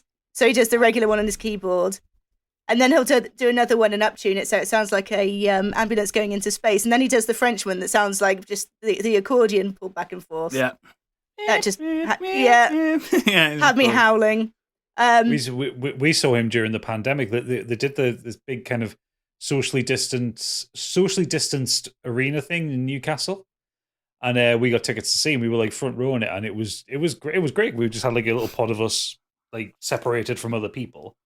This is like the August of the first year of the pandemic, so it's like Yeah, I when people were remember. just experimenting to get stuff done. And it was great because you can see he was having great fun. But there's one thing. Every time I've seen either Bill Bailey live or seen like a Bill Bailey live show, when he brings out his theremin, there's a point where he's showing what it does, and he just like puts his hand to it and it makes a sound, and he has this little giggle every time. It's like it's still amusing to him that it does this. I saw him live years ago, and the supporting act was Sean Locke, and that was just that would have been a gig. that were like Ooh. 3 hours of I could not breathe. Both of them. Sean Locke was incredible. Just comedian, wasn't he? And then Bill Bailey after him, and he got Sean Locke back out to help him to do something. Oh, fucking sensation! It don't get better than that. He loves him some Really Download don't. Festival as well, Bill Bailey. Like, if you ever go to Oh, he's Download, always at he's there just- festivals, isn't he? Yeah, he's just milling about with the crowd and everything. He doesn't care. And he also did the Yeah. air horns to Metallica. Yeah. You remember that? I think that was a Download, wasn't it? I love his famous skit, his bit where he talks about how he went for the Lord of the Rings he went to a casting on that, and he didn't do his normal accent because he thought they wouldn't want it, and then everyone turns out to have his accent in the film. He fucking looks like a his look. dwarf, for fuck's sake. Exactly. He made a good Genius. Hobbit. Absolutely. Yeah, he would. Genius. Eddie Izzard as well, the Cake or Death, Oh, love Yeah. Eddie Izzard. Cake I've or got Death Eddie as well. sketch, the Beekeeper, and my absolute favourite was when the naming of Engelbert Humperdinck Yeah. when they're going through Slap like tea the back. yeah. Dinky Dong. I think they get funnier as they get older. I think Eddie Izzard just gets better. Yeah. Oh God, when they were on what were they on? They were on a talk show recently, just after they'd done some marathoning. Oh my God! Just how he he does not want to be this, so he just breaks all this talk show down. It's like a fucking Partridge sketch, and I'm just like, Eddie Izzard, genius. Yeah. Well, a fucking lot love of 'em. comedians as well are so. I think you'd be surprised at just how clever a lot of comedians are because you can't. You have to be so sharp and so quick and everything. Like, I think it's Jack Black's parents are both rocket scientists, so Yes. he's obviously like his shit is probably operating on a fairly high level. I think, and you I wouldn't mean, he's a think smart of guy. him. Yeah, I mean, you wouldn't necessarily think of him as a particularly kind of smart comedian either. He's just kind of more slapstick. But I think he there's a A brain lot of cell in comedians there. are troubled people, though, aren't they? Troubled souls. Yeah. Oh You yeah. have to be to want to be a comedian. Yeah, laughing clowns and all that, whatever. The sad clowns or whatever they call them. Monty Python as well. Didn't they meet in uni doing like astrophysics or something? Yes. Oxford, Cambridge. They're Oh my all, God. Well, them folks. Yeah. Really good. Really good. So moving on, I do like the Angry Joe show. I discovered Angry Joe when I was watching reviews know for what that Fallout is. 76. I don't know what Angry Joe is. Just He's a basically YouTuber that shouts a lot. a game reviewer. Clues in the name. Angry Joe. But yeah, Okay. I discovered him when I was Not related watching, to Kurt by any chance. It's his dad. But yeah, I really enjoy. He does the his angry reviews, and he always does a bit of a skit and dresses up. And so he's everything not with really his- angry. He's putting an act on. I think he's pretty angry. All right. Were we saying angry or are we saying passionate? I think maybe passion. He talks Okay. loudly with Shouty. passion. Shouty. Shouty, yeah. Like, on the similar vein, Angry Gamer Nerd. Yeah. I don't know what that is either. He's You've seen Angry Video Game Nerd. Angry Video I Gamer Nerd. haven't. You will have seen at some point. Oh, but not realised who it was. Yeah, Yeah. he's so funny. Like, it's just the more the further he's got on as well, and the more money he's made. Like, the production of his videos is obviously like just gone up. Just getting angrier. But like when he used to be getting angry at games he disliked, then it got to be the point it was just like, right, he's going to do an episode on Doom. You can't get angry at Doom. So he's just like, No. this game is fucking amazing. He's just like, if I said fucking enough time, and he's angry at how good it is. He's just Aggressively being so, happy about it. Yeah, It's one of those things. As time's gone on, Angry Video Game Nerd, I've liked him less and less. Like, I don't like his new stuff because it doesn't seem like he's putting the effort in anymore. But the early, maybe the first 5 or 6 seasons of what he did it's incomparably funny. Oh yeah, It's so good because he gets so fucking wound up by it. that And it's an act, but it's so good. But that quote I'd use when we talk about video games that we struggled with as our kid, and I was talking about the turtle one. Yeah. And it's like the rant he has at the end of that episode is just phenomenal. Like, so good. Honest game trailers as well. Honest trailers and honest game trailers. That's actually on my list, so that leads on pretty well. Yeah, especially if have a look at that on YouTube too. But other than that, I think a lot of what I find funny is accidental funniness. Whether that You be like people falling over. I like people falling over. Whether that be Fail army. Who doesn't? fail army, kids getting hurt. Drunk people, not literally kids getting hurt, although it's an Instagram. No, it's kids funny. getting hurt. They don't die. It's or fucking anything. funny. They just get No, funny. that's kids getting killed. That's a different. Yeah, I don't Instagram. watch that one. No. Drunk people masturbates falling to over it. as well. Stig. New Year's resolution. Stig's going to be the problematic one. We're back with a vengeance. I like it though. Yeah, drunk people falling over as well, and I'm thinking of a few of my highlights in life of the funniest things that I've seen. Like recently, there was a good one. I was in the cinema, and it was a guy. I can't remember if I've told this story or not before, but he was walking. The lights had gone down, and he was carrying a massive thing of popcorn. Came up the stairs, tripped over on one side, and kind of went hurtling. You see all this popcorn just fly into the air. Goes hurtling into one row, kind of gathers himself, gets the popcorn, comes up a few more stairs, trips up, goes into the other side of the row, popcorn everywhere, and he's just lost all of it. So that was a good one. But I think I'm from like a long line. I'm from a particularly clumsy family. Like I'm from a long line of people that do not Professional stay up. clumsiers. Yeah, we don't stay up well as a family. So like the Darwin Awards are looking over you all the time. Pretty much. There's been They're gonna several fall on a occasions. spike. Well, there's been several occasions where several family members have all ended up on the floor simultaneously trying to save each other. But we also like kind of comedy of What are you errors. fucking type- dominoes or something? Basically, yeah, we are a domino type bunch. Which is strange because we're all short and have big feet, so you'd think we'd stay up pretty well. Like penguins. They're short and have big feet, and they Yeah. get flopped over all the time. You're a bunch of penguins. Love it and slide about, a bit like us, really. Yeah. But yeah, kind of comedy of errors type situations. And a good one was when I was at Frankie and Benny's, and you know how they turn the lights Someone's down. earning. I know, right? Cheap Italian food. So they always put the lights down, and they'll do the big kind of birthday thing, and they'll come out. And everyone with a pretends cake. it's the birthday. Yeah, Free so cake. so the lights go down, the song comes on, these poor workers start coming out the door. They've got this lit cake. The door kind of flies back onto this poor lady who's carrying the cake. Kind of knocks it out of her hands. And I can't remember what it was. Oh yeah, Was gravity involved? So what happened was one of the candles hit the balloon, which then burst the balloon, and then that blew out all the other candles. So they had to kind of like just retire back into the kitchen, and all the lights came back up, and they just had another go of it. Is that your anecdote? No, I got another one, but that was funny. It's pure, mate. No, I like it. It's pure.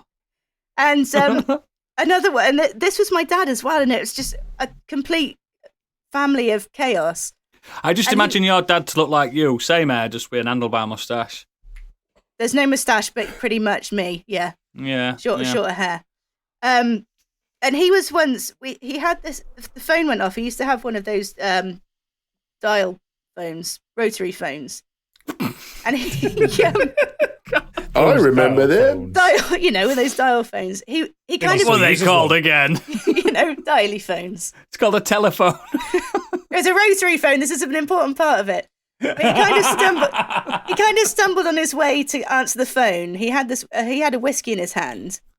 He knocked over a light, which then knocked over the whiskey, which then ignited the entire desk because the electricity had got to it. What? And it was just this complete moment of absolute chaos in the space of about 10. Yeah, in the space of about 10 seconds. The light had smashed. The desk was on fire.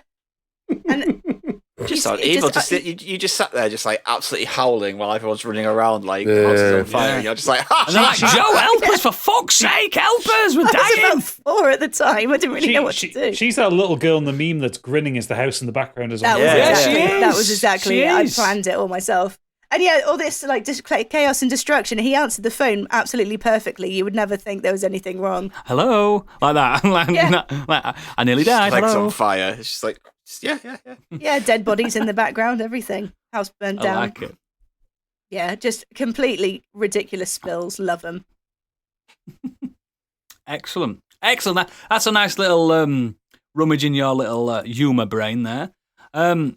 I'll go next. It's very similar to how Caddy's put it. I've just got things that I like comedians and stuff. So my favourite type of like comedy is, I don't know if it's like regional comedy, where, because for years I thought I just liked English comedy. But I was so wrong. Like I love it when like just a couple of like, here we go, Stig, a couple of Scottish guys get together and they don't fucking care that no one knows what they're talking about, but they're still having a good time. You know what I mean? I fucking love that when there's some passion there, and I like it when people, do you know, from misery, they bring comedy out of it, if you get what I mean? Poverty, misery, working class, that kind of thing. I mean, even some middle class and fucking higher class people can be funny. But yeah, I like when they don't explain terms that they're talking about, and you've got to do your own little bit of research to it. And not just Scottish, but I really, really, really like Kiwi comedy, New Zealand comedy. I think they've got such a like Taika Waititi and his group, Jermaine Clements and Rhys Darby, those people. I think they've got a really good grasp on sarcasm. Which it's a very British style of humour, isn't it? Yeah, like sarcasm's one of my favourite types of humour in general. I think that's why What We Do in the Shadows translated so well to a TV show. With 3 British lead actors. Yes, yeah, because it just makes sense, doesn't it? We understand that in that like misery and stuff, there is funniness to it, and just I like snark. You know, when you watch, like, I've seen What We Do in the Shadows about 400 times. When you're still grasping these odd little words that they're saying in the background, that's funny. Like when you do edit to this podcast and you hear some of Biggie's little quips that you don't normally hear. Yeah, I think that's funnier. That you have to have a second listen to it. Do you know what I mean? I don't know. There's something. There must be a word for it, but I do like that repeated viewing type comedy. Yeah. Also, it's always good that a comedy can stand up when you've heard the joke before. Yeah, exactly. I find a lot of American comedies don't work that well. Like, no, they don't. You'll get a titter, or you'll get a big laugh, or whatever. But then you watch it back again, and it's just like, yeah, it's not the same, is it? It's not the same. Like people cream over Peter Kay, and he just does like normal garlic bread, observational stuff, and I just think it's a bit. No. Peter Kay doesn't do normal observation. What Peter Kay does was, do you remember what your nan did 80 years ago? It's kind of. It's like lowest common denominator, isn't it? It's like everyone does remember the phone book, but he'll make a joke about the phone book. Yeah, he takes the low hanging fruit of people's nostalgia. Yeah, and I don't dislike him. Don't get me wrong. I just don't think that's funny. No, because I think like when he did Phoenix Nights, I think that's genius. I know, comedy. Mate, that was 23 years ago. I know it was. He's not doing good things since. But that shit is genius because it's all those little backhanded comments that side actors are saying. You know what I mean? That's the smart stuff. And I do like how Americans now have changed. Like there's certain comics now, especially in podcasting, seems like you've got people like Theo Von. He's up and coming stand up. I don't like his stand up, but I like his podcasting. He had fucking one of the world's smartest men on, Neil deGrasse Tyson, on his podcast. And you know what he asked him? He asked him if space was gay. Do you know what I mean? It's just like, because he doesn't give a shit. And I like these comedians that don't give a shit, but they're not being mean about it. I'm not talking Frankie Boyle. They literally don't give a shit and they want to upset people. People that don't give a shit of themselves being themselves. And I like that about people. And I like that kind of comedy. I can't honestly say it's honest comedy, but it's earnest, if you get me. Do you know what I mean? Yeah. Like, of course he's going to ask if space is gay, because that's just who he is. You know what I mean? That's like, is it gay? Like, and then Neil deGrasse Tyson does his best to say, well, mathematically, yeah, it probably is gay. Space. They're talking about fucking space. And he had, what's his name, that idiot that does podcasts, Joe Rogan on it, and he just destroyed him. He just absolutely obliterated him on his podcast because Joe Rogan were getting annoyed that he were asking him questions that didn't make Joe Rogan look good. And that I love that about him. South African comedy is really good as well. Again, pessimistic and quite deep with South African comedy. Canadian comedy is a very strange one because they're very mild-mannered, aren't the Canadians? But they can be sneakily funny. Mm. Kindness. I went to a comedy store in Toronto, and it was one of the funniest things I've ever seen. All these completely unknown comedians, all Canadians. It was amazing. They're like, there's like a sinisterness behind that like kindness, isn't there? There's something underneath, like we're only being kind to you because you're spending money, that kind of thing. And I think they're a lot like us, the Canadians. There's a lot of sarcasm. There's gentle sarcasm. Yeah. And again, I like sketch comedy. I'd like to absorb comedy really quickly. I don't like to dwell on it too much, but like sketch comedy, Harry Enfield, Monty Python, Fast Show, Big Train, a bit of Fry and Laurie, and Mitchell and Webb have quite a recent sketch show that they don't give a fuck either. Yeah, they don't want to. They're not trying to offend anybody. And then there's like Scottish shows like Burniston and Still Game and Limmy Show, for instance. I don't know if you.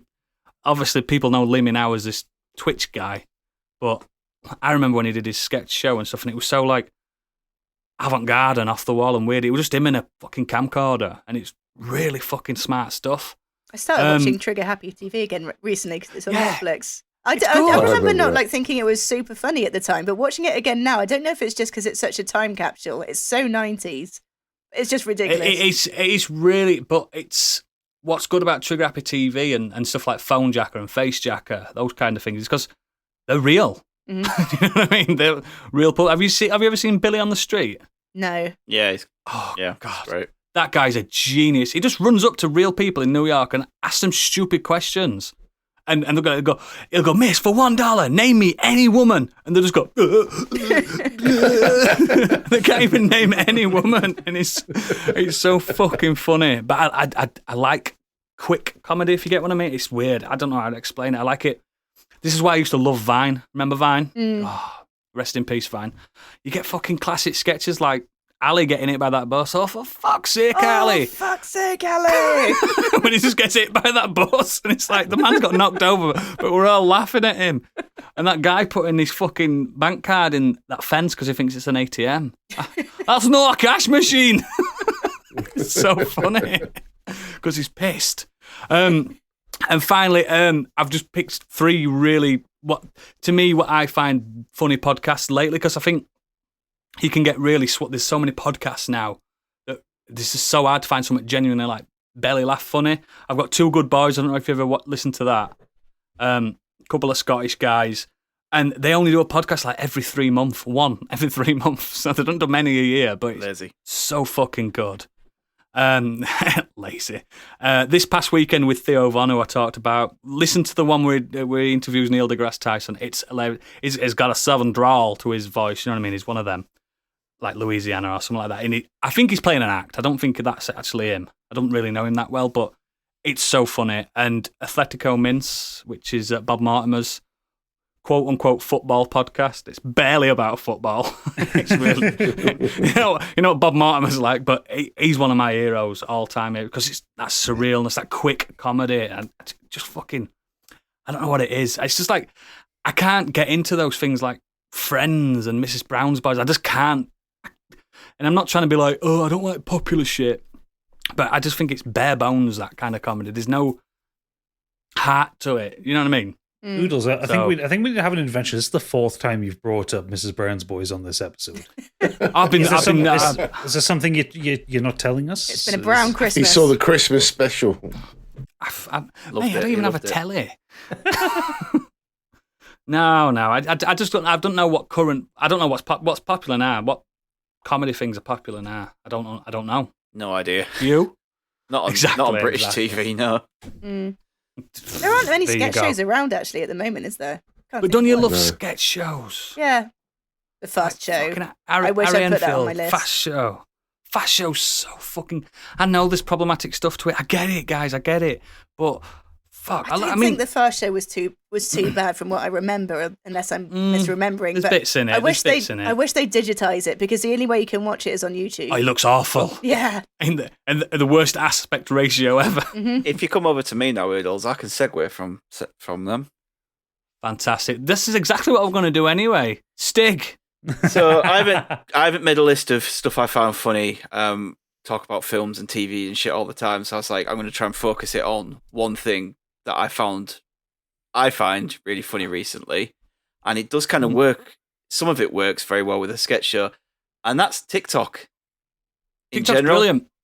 It's funny. I think there's a lot of shit on TikTok. Don't get me wrong, there is a lot of shit on TikTok. But if you curate your algorithm perfectly and follow the right people, there are some hilarious people on TikTok, and people that aren't being held back because they haven't got a TV deal or a radio deal or a Netflix special. They can literally make this comedy, write it out, make it, perform it, and put it out on TikTok for free. And it's done in no more than 3 minutes. Yeah, and each one's earning a living off it. And you do get sketch show type stuff on there. You do. I love it. I think I'd made a whole list of people I really enjoy on there as well. So I did make a list, but slightly different. Not that. Yeah. But yeah, I can lose myself just watching TikTok skits and comedy. It's and when the like creativity you said, when that some people actually put into these things, rather than just a fucking dance or doing a stupid in my like, pants. No, it's just like ever doing a dance, or when people move their lips to a song or a lip quote. syncing, yeah. Lip syncing. Oh, yeah. lip sync is bollocks. It's just shit. Dull. And half the time, it's like it's the same ones over and over again. It's like someone's done a joke, and then you just see the same people doing the same joke. Dull. But some people actually put their time and effort into creating something funny, like they used to do with Vine, but they've got a little bit more time to do it. Yeah. So I talk about someone like, has anyone ever seen Jeff Wright? He's not on TikTok anymore. He's weirdly, he's not on TikTok. None of his videos are on there, but he's on YouTube. He was like the original person I saw that when people have conversations with themselves, but they make characters out of it. So he would. Oh, when they're cutting camera to. So he would have a conversation. He would bring different characters in, and he would do he's got a skit where he plays God and Jesus, and that's clever. People will come up to heaven and say, well, Jesus said I could do this. He's like, what? He's like, Jesus, come in here. And he brings Jesus in. He's like, have you been telling these people down there, when Jesus was around and you could do this and heal that? He's like, yes, Dad. He's like, why have you been healing people? He's like, he gave me these powers. And it's just, it's little things like that. And he's got all It's quick to absorb, isn't it, and digest. Exactly. It's very much like a sketch show. You have recurring characters. Each of these people have recurring characters that continue to come back, and you kind of have your favourites with them. There's a girl on there called Call Me Chris. Yes, I've seen her, yeah. She's really good, and she has, again, just a plethora of made-up characters, and she's continually adding to that. But you want, sometimes you're like, I want to see the kids again. She does these kid characters that are really funny. Yeah. And yeah, I just really enjoy going through that. But then you're on the other side where you have these people doing these creative things, and then you have people like Sam Cotton. he draws cartoons over clips of inanimate objects and food and animals. He gives them like eyes and mouths, and then he makes a little story about him. And he's an Australian bloke, and he'd be like, he'll open up the fridge and there'll be like one courgette that's fresh and one courgette that's like dying out, and one will look grotesque. And they have like this conversation, this little comedy sketch with him. It's I like that. Yeah, he's really good, and he's got like this often draws him over pigeons being dickheads. And they are though, aren't they? And like he just does a little narration and like voiceovers for stuff. But yeah, it's. Oh, I mean, I didn't want to go over this, but Haley Morris. Have you seen Haley Morris? No. You should look her up. No. She's so funny. So she creates all these characters based on female organs, like the brain, yes, the yes, heart, I've seen her. Yes, the uterus, the vagina, the anus. Oh, like, and she puts them into situations like one recently where she had a tampon come in the room. She's like, "Oh, so you booked into Hotel Vagina for how long is it? Like for a week?" I like that. Yeah, and she's like, "Well, I think I'm a bit early." And she's like, "Well, yeah, you are a couple of days early." Like that, and she plays off that, and it's That's really funny. funny. That's clever. And every now and again, she'll have the character poop and queef, like they'll turn up. Like she'll be doing one where she's kind of, it's a sex situation, and then all of a sudden like a penis will pop in, and then her brain's going, "Please no, please no, please no," and then the queef will just open the door and go, "I'm here." I like that. She's really, really funny. So yeah, that's kind of stuff. But I also really like on there people taking the piss out of other people who are doing awful things. So there's a guy called Eat That Goat. It's this guy from America. It's a black man from America, and he comments on people doing awful food videos. You know, the type where they put a huge block of cheese in the middle, and then oh yeah, and then Gonna have macaroni something around healthy it, today. and then fill it full of more cheese and heavy cream, and it's Deep fry more it. cheese. Yeah, and he's just ripping into them, and he uses a lot of swear words and the N word a lot, but it's just He's allowed. yeah, it's hilarious watching him. And sometimes you can tell that he's getting really angry. He's just like he gets really, really wound up sometimes. there's a one like that I watch, but it's like she's like a grandma from Omaha. Oh, she's amazing. Yeah, she's fucking I brilliant. love her. And I wish she was my grandma. And she's watching these videos, and you can tell she's clearly a very good cook, and she's been cooking for her family for decades. And she's watching these people like. I seen there was one she was watching where someone was claiming they could make mashed potatoes out of crisps and milk. Oh, No, I've seen that in the bag as well. Pan. Yeah. I mean, some of them do it in the No, bag, no. And then they pour it in the frying pan, and she's just losing her shit. It's so fucking funny. That's she ridiculous. did one like she was watching the one with the block of cheese and macaroni, and she's like watching it, and she just picks up the phone and she's like going, "Yeah, police." It's like, yeah, they're doing it again. like they're just. But yeah, That's exactly what you'd want to do. She's so knowledgeable that when she does funny videos like that, but then she's watching all these like videos of people cooking stuff from all around the world, and she knows what they're doing. Yeah. She'd be like, someone will put something on there. She goes, "Oh, so you've got some sheep bladder there." She knows instantly it's sheep bladder. Because she's an expert. Yeah, she's brilliant. Though. Love it. But yeah, Love it. them four brothers I really like. They're just stupid, but they're really funny. And yeah, the other people like Sweet Anita, like has made the most out of her Tourette's. Like she's really funny. Like I've seen her. She uses Tourette's to. She's make like jokes empowering herself with it, isn't yeah, she? Yeah, but she's really funny with it. Good. Yeah. But one of my favorites, and you're like, oh, Adrian Bliss as well. You have to watch Adrian Bliss. The guy has a costume for every single scenario. You must have seen him at some point. He'll do like a Noah's Ark, and he'll have him, but dressed up in like all different animals, and his videos are all edited. So I think I have seen that. He's so funny, but his house must be full of costumes. He literally has a costume. You've got to respect the game, mate. Every single scenario, and he'll do like a Noah's Ark video, and you'll see him there, and he's like, hang on, he's got about 6 or 7 different animals here. So he's bought all of these bloody costumes just for them to stand in the background and actually do nothing, just in the queue. But my wife calls my wardrobe my costume cupboard. So I feel that. He's one of my brothers. Yeah, but you know this guy as well. I'm going to finish on this guy. Shea Derena. Mm-hmm. So he's a comedian who does like kind of funny commentary over videos. He's good. He's really good. And he just got me because, like, it's the first time I was watching his videos, and right then he just says, "Follow me, you fucking idiots." Every single video ends with "Follow me, you fucking idiots." Yeah, and he had this huge, fun TikTok rivalry with him and the Vanderlord. Who, like, the Vanderlord was this character that was playing this thing where, when males' secrets were getting put out there on TikTok, he would call. Don't tell women this. He would call you to task. He would bring he was like, the council is not happy for you have, like... boys, stand up. Yeah, he goes, you have revealed the male secrets to the world. Yeah. And he Andy, said... cover your ears. And he had, like, the council, and then Shay was just like, fuck that, release the secrets, I'm one of the rogues. And they did this huge... And they had people changing their profile pictures.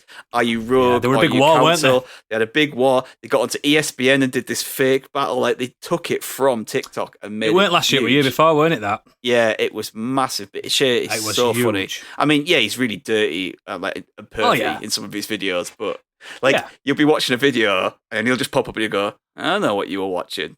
I know what you're watching. It's like, I was watching it too. They'll say, what colour are her eyes? You didn't look at her eyes, did you? Yeah. Neither did I. I love all the kind of things you guys have talked about, but like TikTok, the modern stuff. That's where the fun is, isn't it? That's where the comedy is now. It's. I did have to come off for a while, and I did it today. I literally sat. Right, I got home. We were taking the kids out, and I got home. And I was on my own because Kate's at work, and it was all cold, so I went and laid her under a blanket. And I was like, I've got this to do. And I was like, I could watch some TV or a film. I ended up spending 2 hours scrolling through TikTok. I had a little dose in between, but like I was like, this is good, isn't it? This isn't healthy. Down the hole. Like you said, I could have watched a film in this time or completed when you first one of my download games. TikTok and start scrolling and stuff, you set your profile. It's terrible. But first week, it's fucking shite. But when you've curated it and it knows what you've finished, what videos you've watched fully, and then by the end of the month, even Gadget knows because he's newer to it than me and Stig. It becomes yours then, doesn't it? Yeah. I bet Gadget. I bet if I went through Gadget, it's just fucking Dungeons and Dragons. There's a lot of D&D on mine. on mine is all. It's all people falling over, boobs, willies, people falling over. Do you know what I mean? And Stig's got his little skits and stuff. It's just what it is. And the boobs. I'd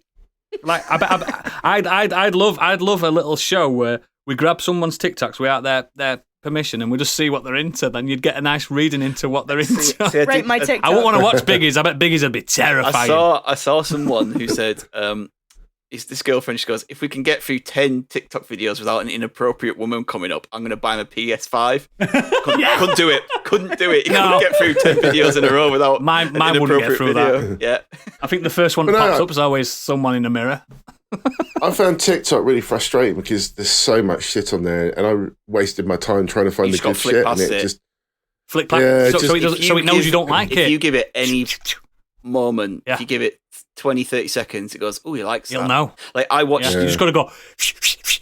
I watched Bill Burr's latest stand-up this week on Netflix, and I was looking at Bill Burr clips, and now it's just I get getting Bill Burr clips all the time. I don't mind it because I thought it was hilarious, but it's just even stuff you've seen though. It just keeps like, repeating, doesn't it? I don't really want to see the same clips over and over again. So you just eventually just have to kind of flick it out of your algorithm. Do you know what my algorithm started doing? It just does theme tunes from 90s shows, kids shows and stuff. Mine's done that a little I'm into it. Bang into that. Have you seen that guy who comes in like he's a record producer? Yeah, he comes and I've does. seen him. Yeah, we need a song for this. We need a theme tune for the first level of Streets of Rage. Nothing serious. Yeah, and this little and he's like proper getting into it. Yeah, I like the Sonic one. I like the Mortal Kombat one. Yeah, it's like when he goes. We need something, nothing too stressful. We don't want to stress people out when they're on an underwater level. It's like he's like shaking in the screen. He's got him, and he does that with his glasses, and he flicks his glasses up. It's when people are creative on there. It's brilliant. I think for that, it's great because, like I said, you're not tied down to. But there's still can't get onto BBC. Though. I can't get onto Channel 4, but I can show my comedic genius on here, and from that, you might create something. You might get something bigger. That's what happened to Bo Burnham, didn't he? Well, Vine. Yeah. Vine on YouTube, and look at him now. There's a guy, millionaire. There's a guy I like on there called Tom Cardy. He's an Australian lad. He does silly spoof songs, but he's really very, very talented. He's Australian, so he's gonna be funny. They're funny people. They are. They're very funny people. I think it's because they're all convicts. Yeah, probably. That's what I'm saying. Comedy from misery. That's what I'm saying. It's fucking brilliant. I do like as well, actually, comedians on there is watching clips of hecklers getting absolutely fucking roasted. Oh, it's some Comedy brilliant. shows. Especially So good. at comedy shows in Liverpool. When you can't, Just anywhere, you can't destroy a Liverpudlian comedian. They will destroy you. Did you see that one where I think it was an American woman's heckling an Australian comic? You can't, and it just devolves into 9/11 jokes and school shooting jokes because she's the only American there, and she's just clearly that entitled. Yeah, you can't do it. You can't do it. Let's move on anyway to Gadget comedy. Weird Al Yankovic. Yeah, I like Weird Al Yankovic, but I mean, I like spoof stuff in general. I really like when people are clever and creative about sending stuff up, like, you know, even like films, Airplane, Naked Gun, Hot Shot, stuff like that. Like, I people don't class it as it, but I think it's one of the greatest spoofs of all time, Dodgeball, because it takes the piss out of sports movies. I actually watched that the other day. But it is a spoof, yeah, it is definitely. But it is also genuinely one of the funniest films, and I have never met a single person that doesn't like Dodgeball. You could dodge a wrench, you could dodge a ball. Yeah. I think it's good. I think it's really good. Which one was Pete the Pirate? You must be Big Daddy. The one that dressed like a pirate. It's infinitely quotable. I have said to people before, you're about as useful as a cock flavored lollipop, because that is just one of the greatest insults ever conceived. I mean, the commentators on that are fucking sensational, aren't they? Oh yeah, I also happen to use it's a bold move. It's a bold strategy, Codden. Let's see if it pays off for him. Yeah. When people do something stupid. It's good film. It's a wonderful film, but because it is a spoof of something that people take so fucking seriously, the kind of the either sports biopics or sports movies. It's just like it's so wonderful. It's definitely a spoof. Absolutely. Added to that, yeah. I mean, I agree with a lot of what Stig said with it, like the TikTok stuff. Like there's a lot of very, very funny stuff on there. One of the comedians that I don't know if you've seen that I really enjoy. He's called Ryan. Oh God, I know him as Youth Pastor. Seacrest. No, I know him as Youth Pastor Ryan from when he was on Instagram. Ryan Kelly. He's an American guy, and he used to work for Disney. He used to be an Imagineer for Disney. And he's just a very funny, innocent-looking man. But the biggest thing that everyone looks at, about half his material is him trying to say, no, I am actually straight, because he's just, he hits everybody's gaydar. Bless him, he's just a wholesome young man. But it's really funny. But yeah, for me, mostly, I like surreal comedy. I like old British comedy. You know, like Hitchhiker's Guide to the Galaxy, I still think is one of the funniest books ever written. It is. I love Monty Python's Flying Circus. I love people that are inspired by that. Like, I've mentioned them on the podcast a few times before. Auntie Donna, which is an Australian sketch comedy crew. They're good, aren't they? They're very good, and they are very, very Monty Python. And again, they don't care, do they? No, it's really fucking. They don't care if you find it funny or not. No, I mean they've got one of their highest viewed sketches on YouTube. Is called Got Room for More Christmas Pud, and it's the three of them. That goes dark, doesn't it? It goes dark, but it's most of it is the three of them go in there. Says, "Oh, I'm full, lads. You know, got a bit of room for Christmas Pud. I've got a bit of room for Christmas Pud. A little bit of Christmas Pud. I've got a bit of room for Christmas Pud." It's 5 minutes of that. But it keeps going, like the camera gets closer on their faces and it gets darker and darker, and it's so surreal and it's fucking wonderful. They've all got quite distinctive looks between them as well, haven't they? Yeah. Which makes it good for a comedy trio. That comedy where it starts off funny and you're like, no, this is going a bit too long. And then it gets too long. And then it gets because funnier. It's gone on so long, it's gone off. They did a series which was based around like a school. And one of them, it's just called The Roll Call, and it's broad and just called. That's really good. That just doing the roll call, and it's Kevin, Stacey, 1940s man.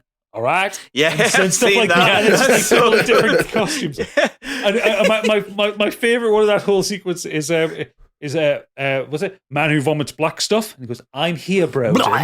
I say, and he waits. Is he going to vomit? Is he going to? They're all waiting. Yeah. I say, I'm glad we didn't need to set up. As he starts to vomit out. Yeah, I was howling at that sketch. It just builds and builds and builds. So, It's all on Netflix, isn't it? Well, so there's the Andy Donna TV show on Netflix, 6 episodes of that, but then there's like years of it on YouTube. Oh, right. Because that's where they started from. It's I've seen loads of clips of them. Yeah, or Bigoted Bill. Bigoted Bill is one of the best songs ever written for it. Do you know how I got into them? Because Key and Peele told me to get into them. You know, weirdly enough, I don't actually find Key and Peele that funny. I find some things they do I like funny, but some of them it's good, some of it's hit and miss. I think they're brilliant. There's the one episode. There's one sketch I really like where it's the two of them trying not to let their wives hear them refer to them as bitches. I think that one was really funny. That's good when they go up on that tree. Yeah, and I said bitch, but it's but they're kind of. What about the valets? They're good. Yeah, but I'm saying I just didn't really find them that funny because I think a lot of their humor is based around, wear black you're not.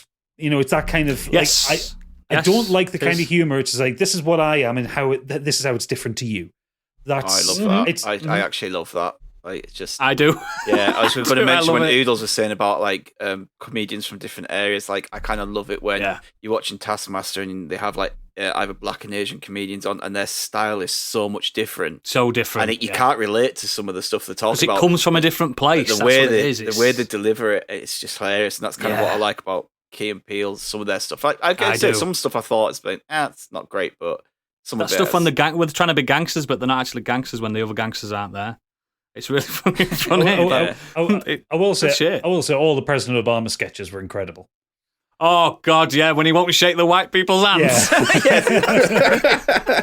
But my brother. Actually, Stig, you just brought me on to my next one, Taskmaster. I think that is one of the funniest TV shows ever created. I've only ever watched it with you guys. When we went to Podcastle. It's fucking wonderful because it is just Greg Davies setting a load of comedians to entertain him.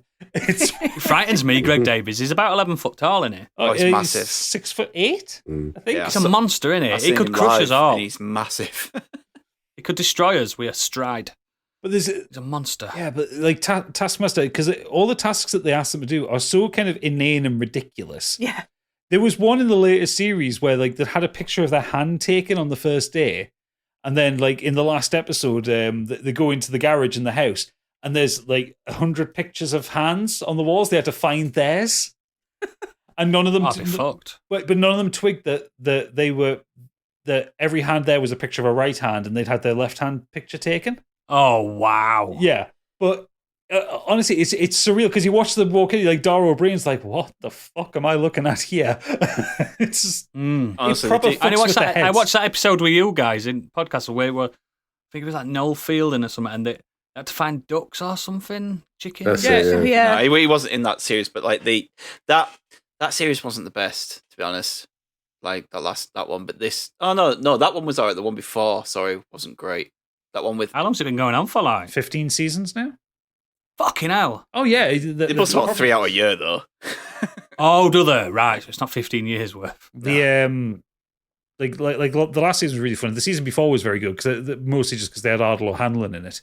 That one was good. The one before it wasn't that good at all. No, it wasn't. But it's yeah, I absolutely adore it. It's one of the strangest silly. I think actually just what gets me going the most is silly comedy. Just people. It's innocent. You like candy then, aren't you? It's innocent. No one's getting hurt. It's just stupid, and it just as human beings, we're all idiots. We're all weird, surreal creatures, and I quite like comedy that celebrates that. Like, I mean, don't get me wrong, I like political comedy. I like shouty comedy as well, but the ones that just make me giggle the most are really silly comedies. I also really enjoy old people falling over and children falling over. That's fantastic. It's brilliant, and I like seeing Bill Burr getting angry. It's good, there is a wonderful. He's an angry man. Well, he's a generally angry man, but there is a great video when he played Philadelphia at one point, and he went out to a hostile crowd, and he's just shouting at them. He's baiting them. He's standing up there. How long have I got? 9 minutes. Come on, you motherfuckers! I'm up here for another 9.5 minutes. Yeah, I love him. I think he's great. I mean, he picks on easy targets like at times, but He is a twat in real life, but he's not like super baddie. Oh, he's just, he's he's just an angry bloke. I love it when he was on Joe Rogan and Joe Rogan tried to bring something up and he went, "Shut the fuck Couldn't up! do You it. don't know." Yeah. And he just shut I him love down. it when people destroy Where Joe some of them would, Rogan. like kind of even give better Joe that Rogan was- that time of day. He was like, "No." Even better that Yeah. even better that was like COVID vaccines and stuff like that. Like Rogan was trying to get his kind of That's it. vaccine hesitancy going forward, and He was Bill like, Burr, shut up. yeah, Bill Burr's like, shut the fuck up. What do Yeah. we know? We know nothing. Yeah. Yeah. His Yeah, latest exactly. one it's I really enjoyed it. It's really funny. And Good, innit? he goes out there with and he starts talking about guns. And he's in the South, Mm. and they're all like, "Yeah, guns."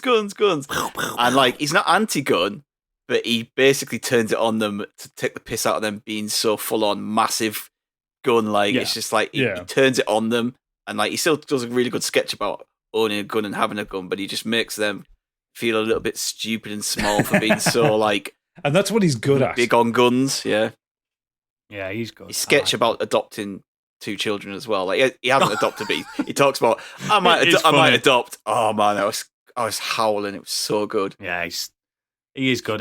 I'd say modern, but he's been going for years. But current, he's up there. Definitely up there because he's not scared of his own humour. He's not scared of And his he's own not- humor. He's not scared of the audience. He wants to say what he wants to say, and if people enjoy it, then he gets Yeah. paid for it. I think that's his attitude. on it. Exactly. And he's not uber offensive either because some people do it for headline, don't they? Like I think he's Frankie Ball used to do it for headline. Yeah, but Frankie Boyle's mellowed a lot. And Frankie Boyle's just aimed it all at the Tories. He's gone full on left wing, hasn't he? Like, Yeah. it's like, yeah, he's all right now. Sure. Yeah, he's better nowadays. I agree. But yeah, let's. I'm conscious of time as well. Are you? Is that most of it from you, mate? Yeah, well, the last thing that I find funny is when Biggie mispronounces things. So I've got high hopes for the next Good, section. Well, you should That is listen to fucking Smash good. That Glass if you want to. Oh, God, listen yeah. to people Oh yeah, mispronouncing things. I have been listening to it. There's been some butchering of words and names. We should have a head-to-head because I honestly don't know who I'd back. We need to Give pronounce Stace off. and Biggie a list of names and see who gets the most wrong. Well, I mean, they already have a Biggie in their midst because Super Natty Cat broke a computer or something like that, or broke the stream for this latest episode. Did she? Oh my God, the editing I've had to do has been awful. Oh, I know. I only it's finished so it bad, about isn't an hour it? before we Oh, started. I bet Gadget's like, you poor little thing. I don't know. I have a newfound respect. Not that I didn't respect you before, but my God. She didn't. She used to message me saying, I don't respect Let's him. give Okay. her the live in-house episodes we do, Gadget. Oh, Please yes. never yeah. do. Please Fucking never do that to me. They are horrendous. All the echoes and the out of sync. It's, Or the 3-hour Christmas episodes. yeah. I Used to tend to be ill. Anyway, Biggie, Yeah. say something. yeah. Say something funny. Well, Come on, Do it Kyle. funny. I wanted to give I wanted to give a big shout out to the original Office because I thought that was a fantastic, really wonderful, But it's not as awkward good as humour. American one. And then just amazed at how the Office took that, tried to do the same thing, and it didn't work, and then created their own Yeah. version of it, which was even better. It was just, yeah. And then Parks and Recreation jumped on the bandwagon, did a great job. Yeah. What they do in the shadows, how I missed that movie when it first came out, and then So love the good. TV show as well. It's probably one of Just- my most watched films of all time, that. It's just so Easy. consistently good with the humour. Every episode. We're werewolves, is not is a banger. swearwolves. I fucking said that every day, mate. It's fucking. It's just Rhys Darby, man. He's got that voice and that tone. He's so good. He's just so good. He's. You seen him in Flight of the Conchords? Band meeting. Band meeting, everyone. He sounds There's like three of them. like a middle manager / middle school teacher. As the captain in our flag means death. He's fucking He's incredible. good in here. The gentleman pirate. Gentleman pirate. What's the difference between us and other pirates? Well, I'll give them a living wage. So good. Carry on, Biggie. Speaking of The Office, massive fan of Ricky Gervais when he hosts the Oscars. I don't think so he's ever good. going to be asked back. No, he's never going But to get the asked fact back to that do it's It's not the fact that Oscars, a is massive it? It's Golden back- it's not the Globes. Oscars here. Oh, the Golden Globes, Globes, yeah. It's a massive backslapping event, and he just ripped into that. He doesn't like the beautifully. Hollywood foreign press, does he? Even though they keep paying him I to was do going to say it was it. like But- 5 times they invited him to do it. Hey, that last one he did, he went, I'm back again. This'll be my last. This'll be my last time. Just thank you, God, and fuck And it- off. Yeah. The awkwardness of the the crowd is just insane. It's brilliant. It's I love it just when they people talked about just- Jeffrey Epstein and then it just points to everyone that were involved with it. I was like, fucking But take it's the great camera off because- my face now. You can see the actors that get it, and then you see the others or the directors or whatever who are just offended, and it's just like, for fuck's sake, he's doing it. Just he's being honest, and even about himself. It doesn't matter. Tom Hanks didn't That's like what it. I love Tom Hanks about was him. not impressed at all. I was Tom gonna- Hanks No, did not he like any wasn't. of it. No, Something like that. I don't like and Tom Hanks. his stand-up is very good as well. Ricky Gervais' stand-up is excellent. It is. I wanted to give a big shout out to The Past. It Will Be Alright on the Night with Dennis Norden. I just loved that show.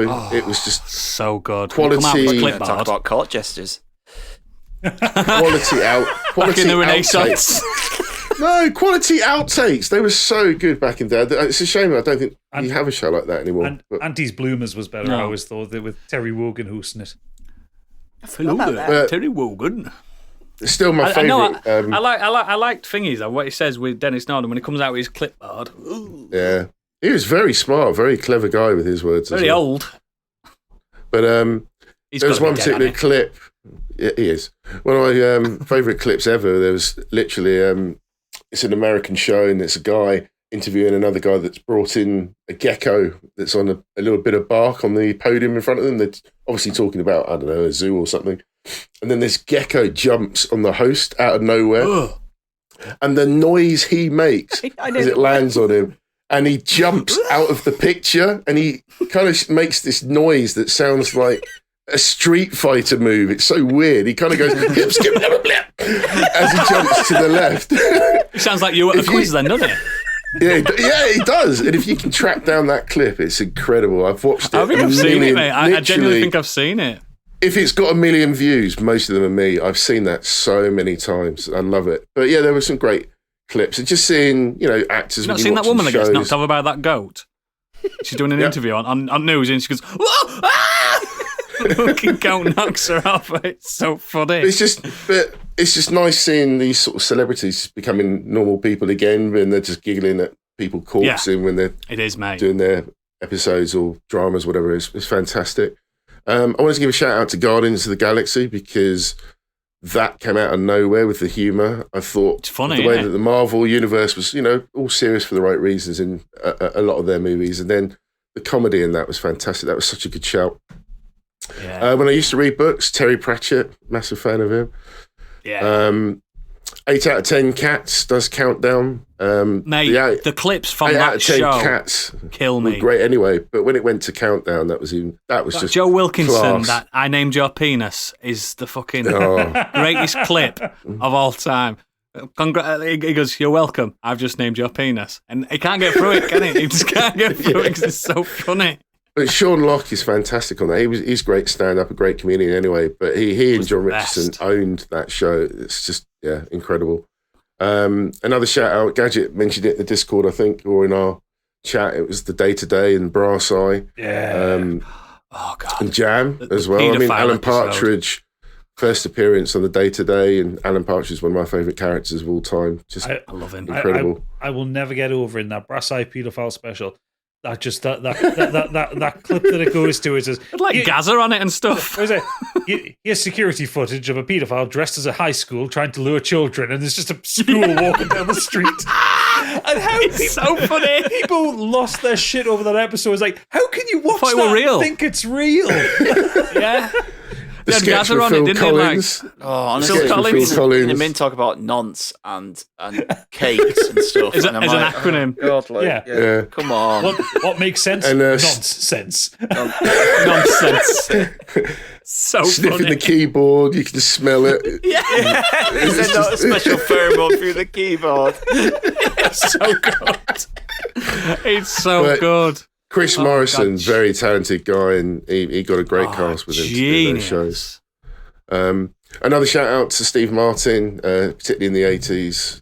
The Jerk, Man with Two Brains, Roxanne, Dirty Rotten, Planes, Trains. He just Yeah. knocked movie after movie out the park. Just incredible. It's nice to see him again, back I with agree. Martin Short in like what's Doing it? that thing, aren't they? Yeah, I need to Only watch that. I haven't murders in watched the that. building. That's it. Yeah. Is it any good, that? It's supposed to be brilliant. It's been renewed for a third season as well. I thought Martin Short retired, me. No. Completely, not dead. I mean, retired from acting completely. I thought. You're not thinking of Rick Moranis. Rick Moranis, same small people. Yeah. He retired after his wife died. Now I feel bad. You should. Oh well. Next. Back to comedy. But I agree with Candy. Eddie Izzard is my favourite stand-up comedian. I'm blessed to have met him. I've seen his shows. I got him to sign my DVD collection.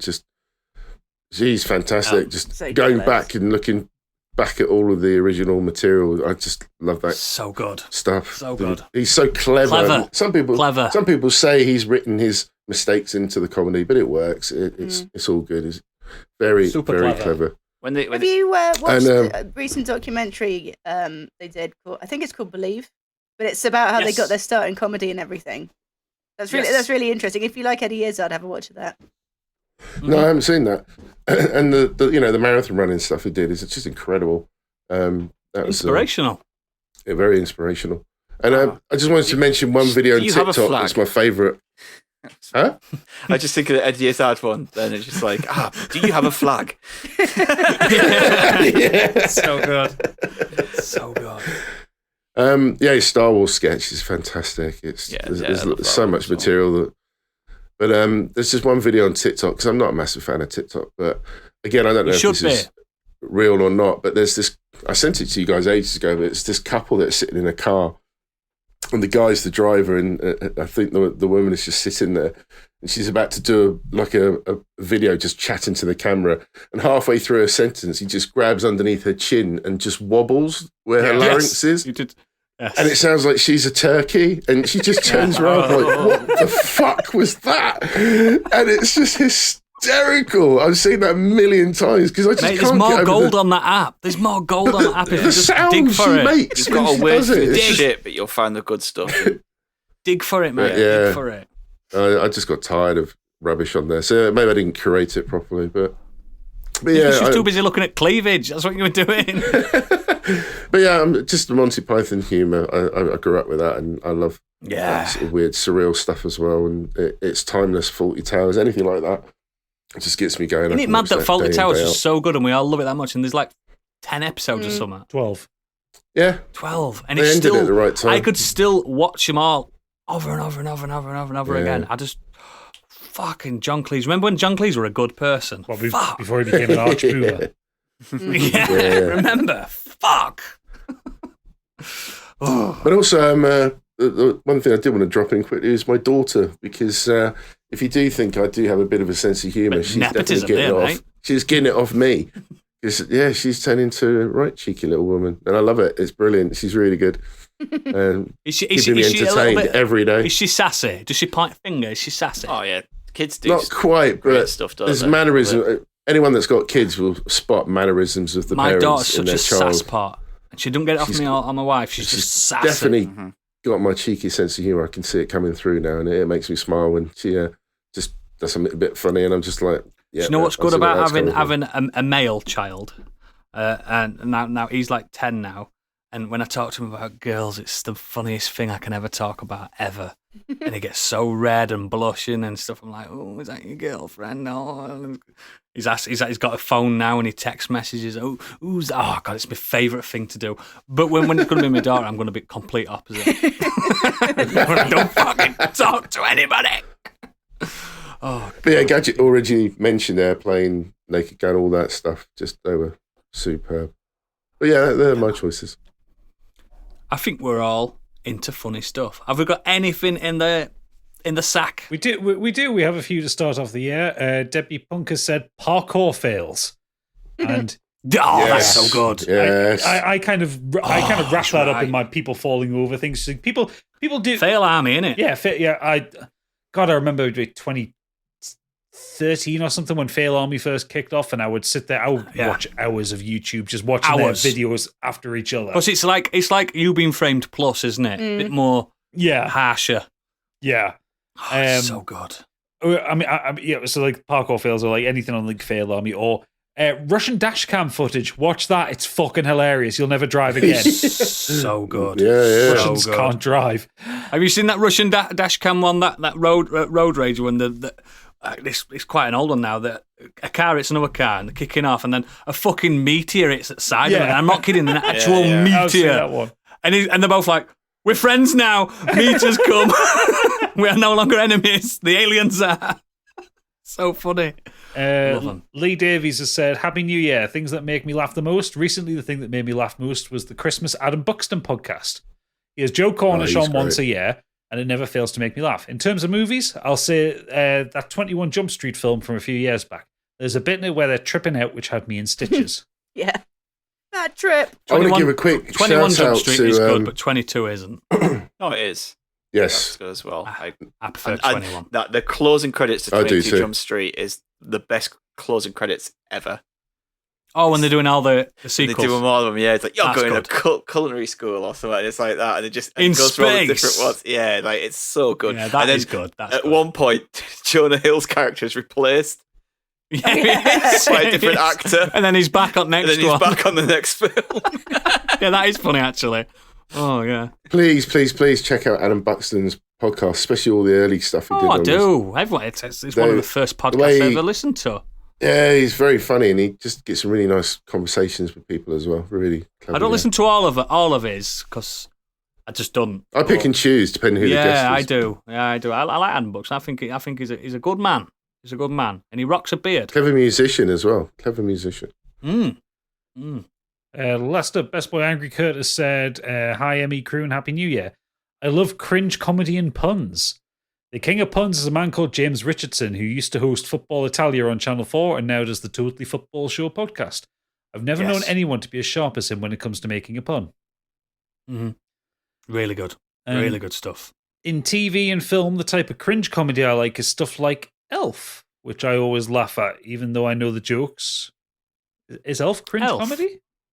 Yeah, it's pretty Some of fucking it cringy, is. mate. When that elf's fucking eating sweets at table. When he comes up to his dad, he's like, I love you, I love you, I love you. Fair enough. Yeah, it's Will like, it's Ferrell's pretty just a fucking bit cringe, cringy. isn't he? And, and that bit when he gets hit by that taxi is brilliant. It's brilliant. Yeah. I think we need to test the theory though and get Kurt to watch the Scott's Tots episode of The Office. No, See if he can won't make be it able to through do that. No one can. I've watched that episode once in my life. I can't do it ever again. It's the most cringe episode of any TV show ever. It's the half an hour of pure cringe. It's the Schindler's List of cringe comedy. Cringeler's List. Telling you. There's an episode title. It's fucking horrendous. I think we should do a live stream of us watching that episode and just wincing. But the thing is, it's a good, well-constructed comedy episode. It's brilliant. So cringy. I can't. Anyway, it makes me Laptop sick. batteries. Anyway, Yay! carrying on with Kurt. He says, my favorite comedy of all time on Netflix, I Think You Should Leave, which gets me laughing so hard every time I can't breathe. Don't know what that is. I'm delighted there's a new season this year. I also started Nathan For You, which is similar and nearly as good. Cheers, Kurt. Yeah, I think you should leave. It's just, again, What it's is, one of those I know what Nathan For You is. Oh, my, it's just one of those ones where it's so cringe at times, and it goes through that point where the joke is just, again, like we talked about earlier, where too long. It's dragging on for so long, and then it just fucking whips back around again and like gets a great punch. Sometimes that works, doesn't it? It works, yeah. I might check that out. Is any good? Excellent. So that is everything from everyone. Excuse me, I've run a burp then. As always, links to all our extracurricular activities are in the show notes and at modernescapism.co.uk. And please consider becoming a patron to help support our endeavour. And please give us a 5-star review, watch us YouTube, do all that, and watch all of the other shows.